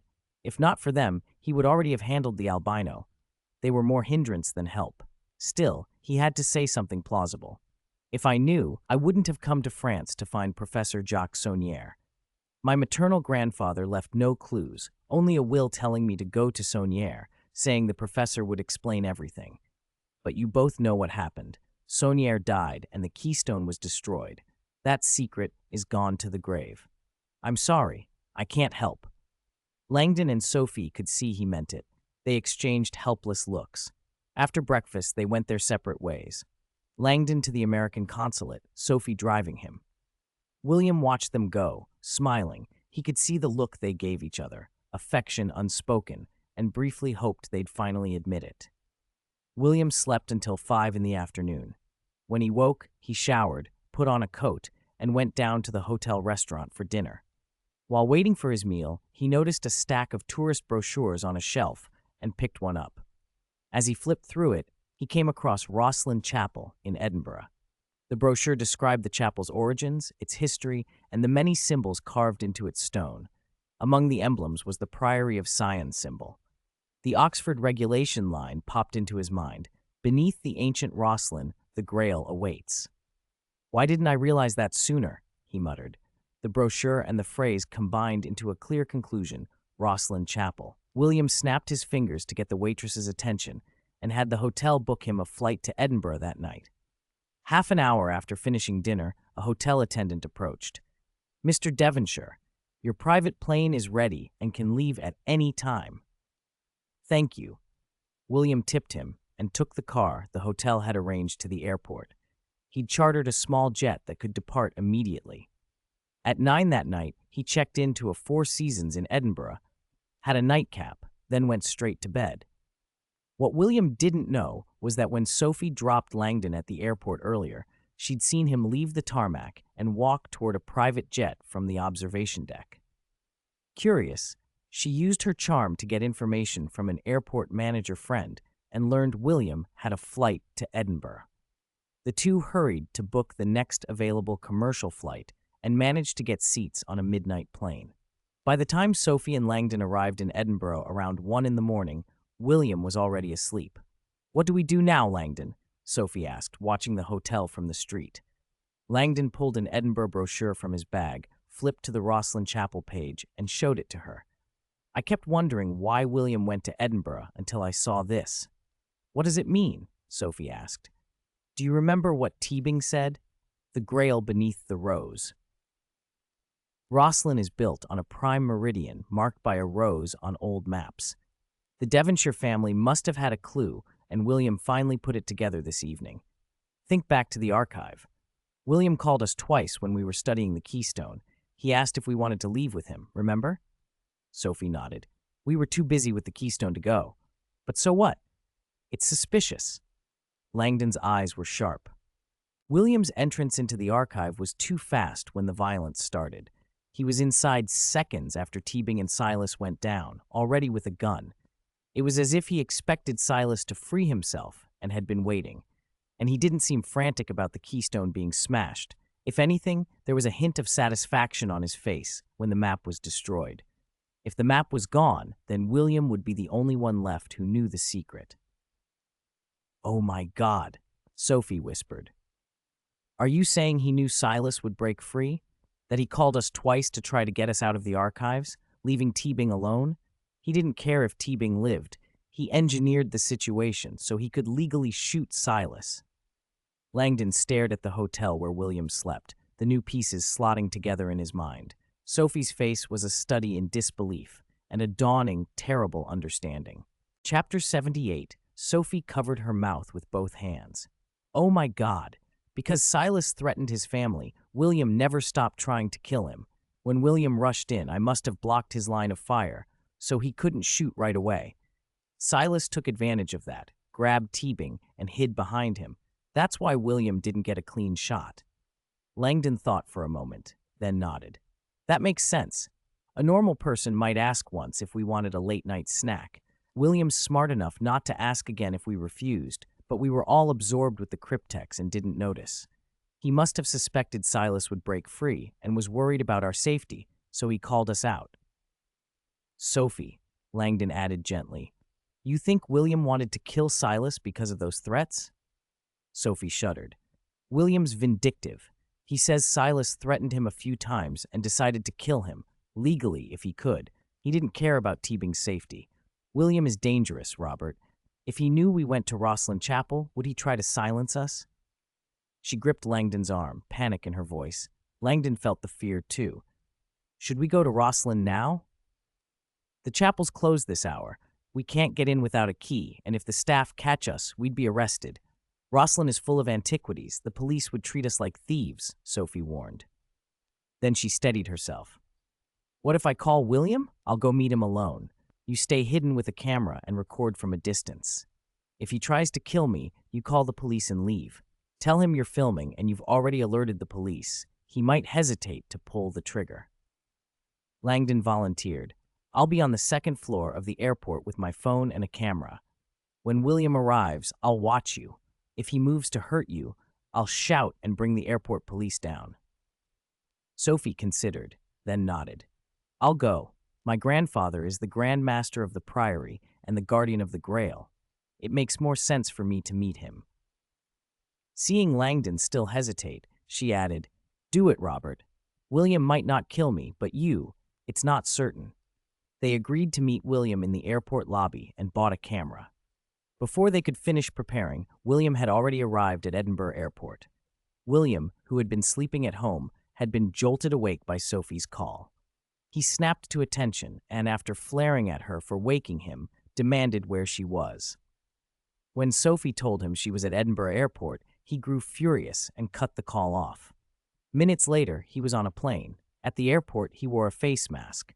He was a public figure in Britain now. Many reporters wanted to know whether he'd profited in the stock crash, but he had only been back in England a couple of days before leaving again. Langdon, watching the arrivals from the second-floor gallery, frowned at the mask. Why the disguise? Was William really planning to take Sophie out and silence her? Langdon saw William scanning the lobby and then heading straight for Sophie. His heart sped up. He yelled down to her, Sophie, run! Get to the police! Passengers and officers in the lobby turned to see Langdon shouting. Several patrolling police on the second floor sprinted toward the stairs. Sophie saw William approaching and, terrified, obeyed Langdon's shout. She ran toward the nearest officers on the first floor, shouting for help. William stared, then looked up at Langdon, who was frantically pointing at him from above. A first-floor officer's radio crackled to life with a second-floor voice. Control! A passenger has reported a masked man, possible dangerous individual. Roger that, came the reply. Within seconds, uniformed officers surrounded William, hands hovering near holsters. Police, stay where you are, they shouted. William raised his hands. My name is William Devonshire. Officers, you can check my ID. It's in my jacket pocket. I'll take it out slowly. One officer trained his weapon on him. Slowly, no sudden moves, or I will shoot. Understood. William cursed inwardly, but complied. He eased his hand into his outer pocket and drew a security advisor badge from the English Security Council, an official credential he carried for delicate work. He held it up and tossed it to the nearest officer. The officer inspected the badge, spoke into his radio, and after a short pause, he holstered his weapon and, to Langdon's astonishment, actually saluted. Sorry, sir, he said, then added, Sir, you still need to remove your mask so I can confirm your identity. William pulled the mask off. The officer studied him carefully, returned the badge with another salute, and William, plainly irritated, took it back. He then turned on the officers around him. Those two, the ones yelling, take them into custody. I want them held. The atmosphere shifted instantly. Sophie's declaration that she was a French policewoman did little to change the response. The airport officers were deferential to William's authority. Langdon was not so lucky. He was pinned to the ground and handcuffed. Your ID, madam, an officer demanded of Sophie. She had none on her at that moment. The officers cuffed her as well. William walked with the detention officers to the holding room, and after they locked the door behind them, he leaned close enough to taunt. Well, what a surprise, he sneered. Professor Langdon, came all the way over, did you? This is my turf. You really shouldn't leave America, Professor. You leave France with a warrant, and now Scotland arrests you in less than 24 hours. This is bad, really bad. 10 years wouldn't surprise me. Same for you, Miss Naveau. Langdon hurried to explain. William, we thought you were wearing a mask because you planned to abduct Sophie and silence her. We didn't know you carried official ID. If we'd known, we'd never have caused this. William's gaze hardened. How did you know I came to Edinburgh? He demanded. Sophie described how she'd bribed the airport manager and told him what she and Langdon had deduced. Hearing Langdon's analysis, how he had pieced together small clues, William's expression changed from contempt to wary curiosity. He had believed his plan flawless. Langdon had found a hole. Fine, William said finally. You'll stay here for 48 hours. After that, the police will release you. I'm not going to waste any more time with you. Langdon swallowed. I know where you're headed, William. You're going to Rosslyn. William's face went black. Shut up, Langdon, he spat. Say another word, and I'll have you thrown into Black Rock Dungeon. You'll never come out. Langdon felt the weight of the threat. Black Rock Dungeon sounded like a place you didn't survive. If he provoked William now, it could be disastrous for both of them. He clamped his mouth shut and watched William stride away, already planning his next move, while Sophie, and he sat in the unmoving quiet of the holding room, handcuffed and helpless. Chapter 79. William shouted a few words outside, and several airport police officers came in. After he ordered them to handcuff Langdon and Sophie, they were led out of the airport. William sat silently in the taxi the whole way. When they arrived at the Four Seasons, he booked 2 rooms for Langdon and Sophie, then led them to his own suite, pointed at the sofa and said, "Sit wherever you like. Want anything to drink?" Langdon and Sophie sat on the sofa. One asked for water, the other for whiskey. William took off his jacket, tossed it on the bar, poured 2 glasses of whiskey and a bottle of mineral water, and brought them over. He sat with a glass of whiskey himself. Langdon and Sophie noticed a gun holster at his hip, a Glock 17 clearly visible. They exchanged a look, and Sophie said, "William, you carry a Glock everywhere. Is England that dangerous?" "You can always check your gun like luggage, leave it in storage when you go into the airport, and pick it up when you leave," Sophie added, half joking. William rolled his eyes. "It's not that England is dangerous. It's what I'm about to do that's dangerous. Do you think I left you behind for no reason? Was it for your safety? This isn't a movie. The people of the Priory won't stop searching for the Grail. Fortunately, I killed Teabing and Remy. Only the 3 of us know about this. It took courage to let you go, but I didn't expect you to be so ungrateful and follow me. Just look at your grandfather and the other 3 elders of the Priory. Fanatics who wouldn't hesitate to kill. You jumped right in. Now, even if you wanted off this ship, you can't. Langdon, I want you to join the Priory. That would put my mind at ease. If not, I'll lock you in the Blackstone dungeon and cut you off from everyone for the rest of your life. As for you, Sophie, if the Priory learns your identity, they'll capture you. After they squeeze whatever value out of you, they wouldn't mind throwing you into the river. You'd better live quietly under an assumed name." "My God, what kind of world is this?" Sophie protested. "How could such things happen? You're frightening me, William." "Ask Langdon," William said. "He can tell you how many dark places there are in this world, how dark the Church of Light's methods were in history." Sophie looked at Langdon. He nodded and said, "That was in the past. The Vatican today is different. It doesn't hold the same secular power anymore. It's a community of faith now, not as dangerous." William burst out laughing as if he'd heard a joke. "What's so funny?" Langdon continued. "I'm serious. The Vatican is squeezed by the secular world.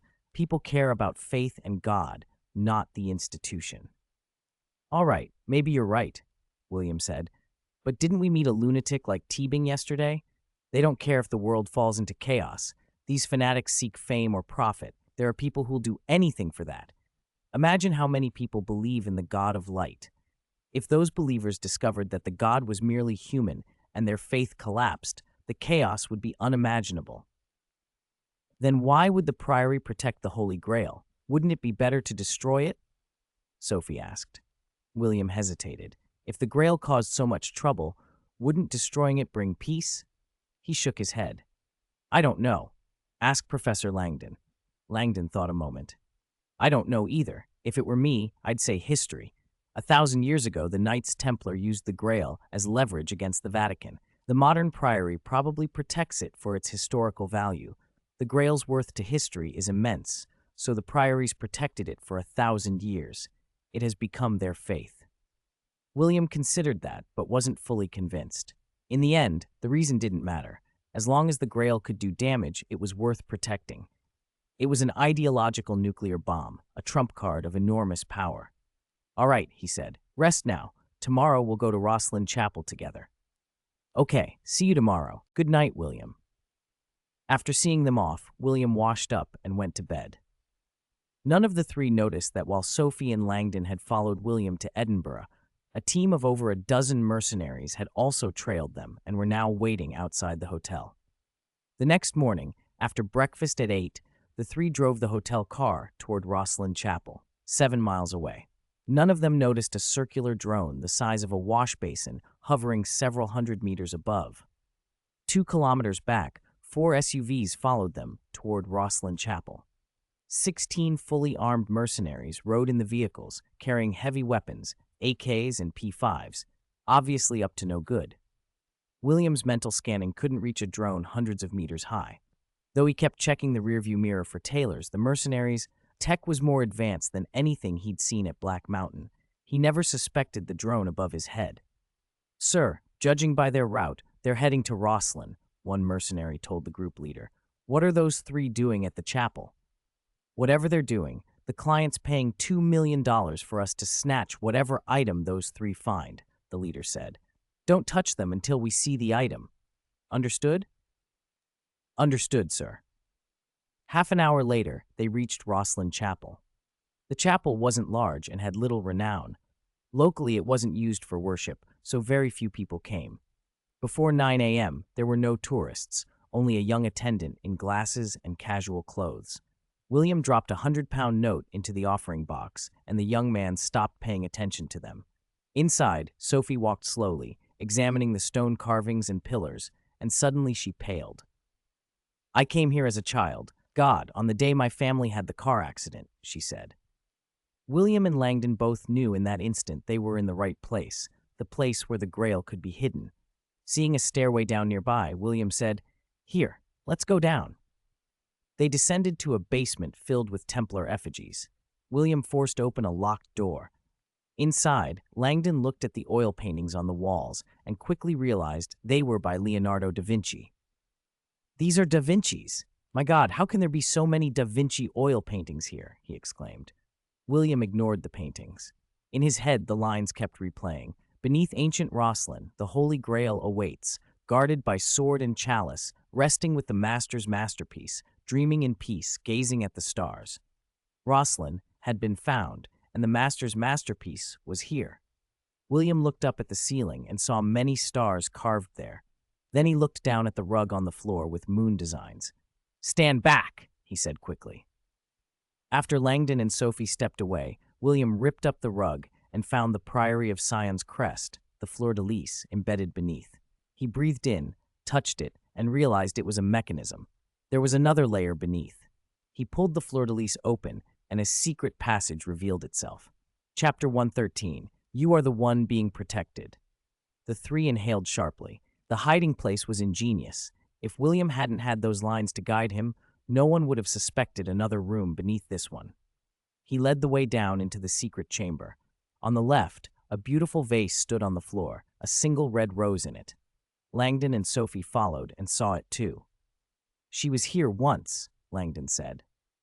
"They used to leave a rose wherever the Grail rested, just like 600 years ago. We were so close. Did someone find the Grail already, or did the Priory hide it elsewhere?" William shook his head. "I don't know." "How did you know there was a secret room beneath the upper chamber?" Langdon asked. "Most people would have been distracted by all those Da Vinci paintings. What clue did you see? Tell us. Maybe we can help." William ignored him. He wouldn't reveal those 4 lines now. Even without them, he could search methodically. The line, "Beneath ancient Rosslyn, the Holy Grail awaits," had been solved. The Grail had indeed rested beneath Rosslyn. Resting with the master's masterpiece, dreaming in peace, gazing at the stars, had also been solved. Da Vinci paintings and a star map on the ceiling confirmed that. But guarded by sword and chalice remained a mystery. He hadn't found anything to match it yet in the chapel or the secret room. William knew that once he deciphered that line, he would find the Grail and Mary Magdalene. He walked to a filing cabinet, picked up some old documents, and began to read. Surprise crossed his face. He showed some old newspapers to Sophie and Langdon and pointed to a front page. "Sophie, isn't this your family photo?" Sophie looked at the newspaper and her face clouded with grief. "Yes, that's my parents and my little brother. They died in a car accident. I was the only survivor. Saunier found me and took me home." "But the paper says otherwise," William said, pointing. It reports a family in a car accident in England, 2 adults, a 6-year-old boy, and a 4-year-old girl. Chapter 80. But am I not still alive and well? Sophie asked in surprise. Sophie, perhaps your surname isn't Saunier at all. Jacques Saunier might not even have been your grandfather. He was only your adoptive father, William said. That's impossible. Saunier is my grandfather. He carried me out of the car after the accident and took me to the hospital. I lived with him for 28 years. How could he not be my grandfather? Sophie protested. Do you have any memories of yourself and Jacques Saunier from before you were 4, Sophie? Langdon asked. The question sent Sophie into deep thought. She realized she genuinely had no memories of Jacques before age 4. Maybe I was too young to remember, she murmured. No, Sophie, your name isn't Sophie Saunier. It's Sophie St. Clair, of one of the oldest royal lines in France. We were all wrong. Jacques Saunier wasn't protecting some holy grail. He was protecting you, Princess Sophie. You are the last descendant of the God of Light in this world. The car accident when you were little might not have been an accident at all. The Priory of Sion discovered something, and before they could act, the accident happened. In the end, they faked your death and hid your identity. You were raised in secret by the Grand Master of the Priory, Sophie. The Priory has always protected you because only your existence can prove that Mary, in the Holy Grail, had descendants. That's impossible! That's impossible! Sophie clutched her head and slumped against a pillar. Langdon, after reading the files they'd found, looked grim. I'm sorry, Sophie. I'm afraid it's true. The only question now is, where is the Holy Grail? He turned to William. William shook his head. With the deaths of Jacques Saunier and the other 3 elders, I'm afraid no one alive knows where the Grail is. Maybe it's for the best. The Vatican today isn't the same institution it was centuries ago. It no longer wields secular power, only spiritual guidance. People don't need the Grail to restrain the Church of Light. Wouldn't it be better if it rested quietly somewhere, undiscovered? Langdon agreed. Exactly. That way there won't be trouble. A collapse of faith is nothing to take lightly. Let's go. There's no reason to stay here, William said. Sophie and Langdon nodded. As they turned to leave, however, William, under the contemptuous stares of Sophie and Langdon, shamelessly picked up the ornate vase that had been displayed where the Grail had been. This vase must be an antique, he said as he tucked it under his arm. I'll take it home and hide it carefully. Langdon covered his face with his hand at William's money grab. He didn't have the heart to shatter William's fantasy. In his opinion, the vase was a modern replica, maybe 10 or 12 years old at most. He smirked inwardly, imagining William's disappointment when he discovered the truth. Chapter 114. Retired debut team members. When the 3 of them emerged from the underground chamber, a dozen people stood inside Rosslyn Chapel, men and women, old and young. William immediately shielded Langdon and Sophie, hand hovering over his Glock 17. Who are you? He demanded. An elderly woman with snow-white hair stepped forward. Don't be nervous, child of the Deviliers family. We all share the same names: protectors, guardians, Knights Templar, members of the Priory of Sion. What? William, Sophie, and Langdon were stunned. They hadn't expected English members of the Priory to find them so quickly. The old woman looked at Sophie with affection. Sophie, I can't believe how much you've grown. When I sent you away 28 years ago, I never imagined we'd meet again. I missed you terribly. I am your grandmother, Sophie. The revelation fit with the files they'd seen underground. Sophie, as the last descendant of the line, had to be protected. William looked relieved that things made sense, while Langdon nodded solemnly. Thank you, William, for bringing Sophie back to England. Henry would have been pleased, the old woman said. William, let this gentleman take you aside. He has much to say. Professor Langdon, rest for a moment with this gentleman while I speak with my granddaughter. Langdon agreed and followed an old man away. William, however, stared dumbfounded at the man who'd stepped forward. Harry Hart, the stoic instructor from the Kingsman stories. Suddenly everything clicked. Harry Hart had been part of Henry's W team. William nodded to Harry and followed him out of the chapel. Behind the church, in a small stone-strewn grove, a dozen middle-aged men waited. William saw familiar faces, among them Uncle Long, dressed in ordinary clothes. The mix of characters from different fictional worlds still made William dizzy. Famous faces from his past life kept appearing in this blended reality. Harry Hart addressed William. "We are all members of Henry's W team. We came to tell you that, besides your mother, you have us as family in this world. Come to us if you ever need help." William shook his head reflexively. "Thank you truly, but I can't disrupt your lives. Henry wouldn't want me to recruit you all again. You have families and children. I won't be so selfish as to pull you back into that. If any of you need a job, I plan to buy an estate in Oxford. You're welcome to live there. You're retired. Enjoy it." His refusal seemed to relax the men. Smiles replaced the tension on many faces. Uncle Long's relief was obvious. He laughed and nodded cheerfully at William. Harry Hart smiled. "That's for the best. Among us, I'm the only one still in special operations. Most of the others aren't suited anymore. Thank you, William. We know you're well off. If any of us need help, we'll come to you." Harry turned to a short, stocky man and said, "Carlos, take care of those mercenaries who followed William. Need backup?" Carlos grinned. "I'm not so old I can't hold a gun. A dozen mercenaries are nothing." He checked a modified 1911, smiled at William, and left. "What? Someone was following me?" William asked in surprise. Harry didn't answer directly. Instead, he addressed the group. "Right, you all go for now. If you have any trouble, tell us. We're family, don't shoulder burdens alone. And our new leader is a wealthy man. Maybe you've heard of William's stock market exploits. He can offer work." William tried to look modest, but it was true that delegating security duties to them would be wise. "Fine," he said with a smile. "I'll be happy to offer jobs, and I welcome you to Oxford." "We'll take you up on that," came the cheerful reply. After farewells, the men dispersed in good spirits. Harry turned back to William. "I have to get to the Kingsman Academy. Can't let anyone get suspicious. If you need anything, come to me," William said. "Same here." Harry handed him a slip of paper. "This is Carlos's number. He was our best marksman. If you ever need someone who never misses, call him. He might even teach you." William wondered if anyone's marksmanship could beat the system's training. Harry grinned. "Come on, I'll show you Carlos's shooting." They walked to Harry's car.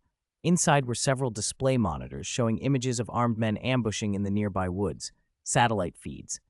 "Private satellite link," Harry said. "We'll delete the footage after the mission. Pick your equipment. We'll go help Carlos." William selected a Barrett rifle and a modified double-stack 1911. They checked radios, grabbed binoculars, and moved under the cover of the stone forest toward a small rise. Hiding behind a tree, William peered through his binoculars where Harry gestured. Through the glass, William spotted several mercenaries. Using the system's enhanced vision, he counted at least 10. They were sweeping the chapel with their own binoculars. Then, suddenly, one mercenary in William's sight slumped as blood burst from his temple. William's mouth dropped open. The man had been well hidden. From their position, it would have been nearly impossible to get a clear shot unless the shooter had a superior vantage or the bullet curved. Curve? William's mind raced. Before he could finish the thought, another mercenary's head exploded from a shot fired from an impossible angle. Chapter 115, 780-meter snipe. The mercenaries in the woods froze in shock at the two sudden, precise shots. "Contact! Take cover!" they shouted, dropping to the ground and scrambling for cover. They searched frantically for several minutes, but found nothing. Panic began to spread. They were a ragged mix of 3 teams, but each had years of experience. Now, 2 men had been killed without the enemy being located. Adrenaline and fear made them jittery. They stayed low, scanning the tree line, weapons trembling in their hands as the unseen shooter continued to dominate the field.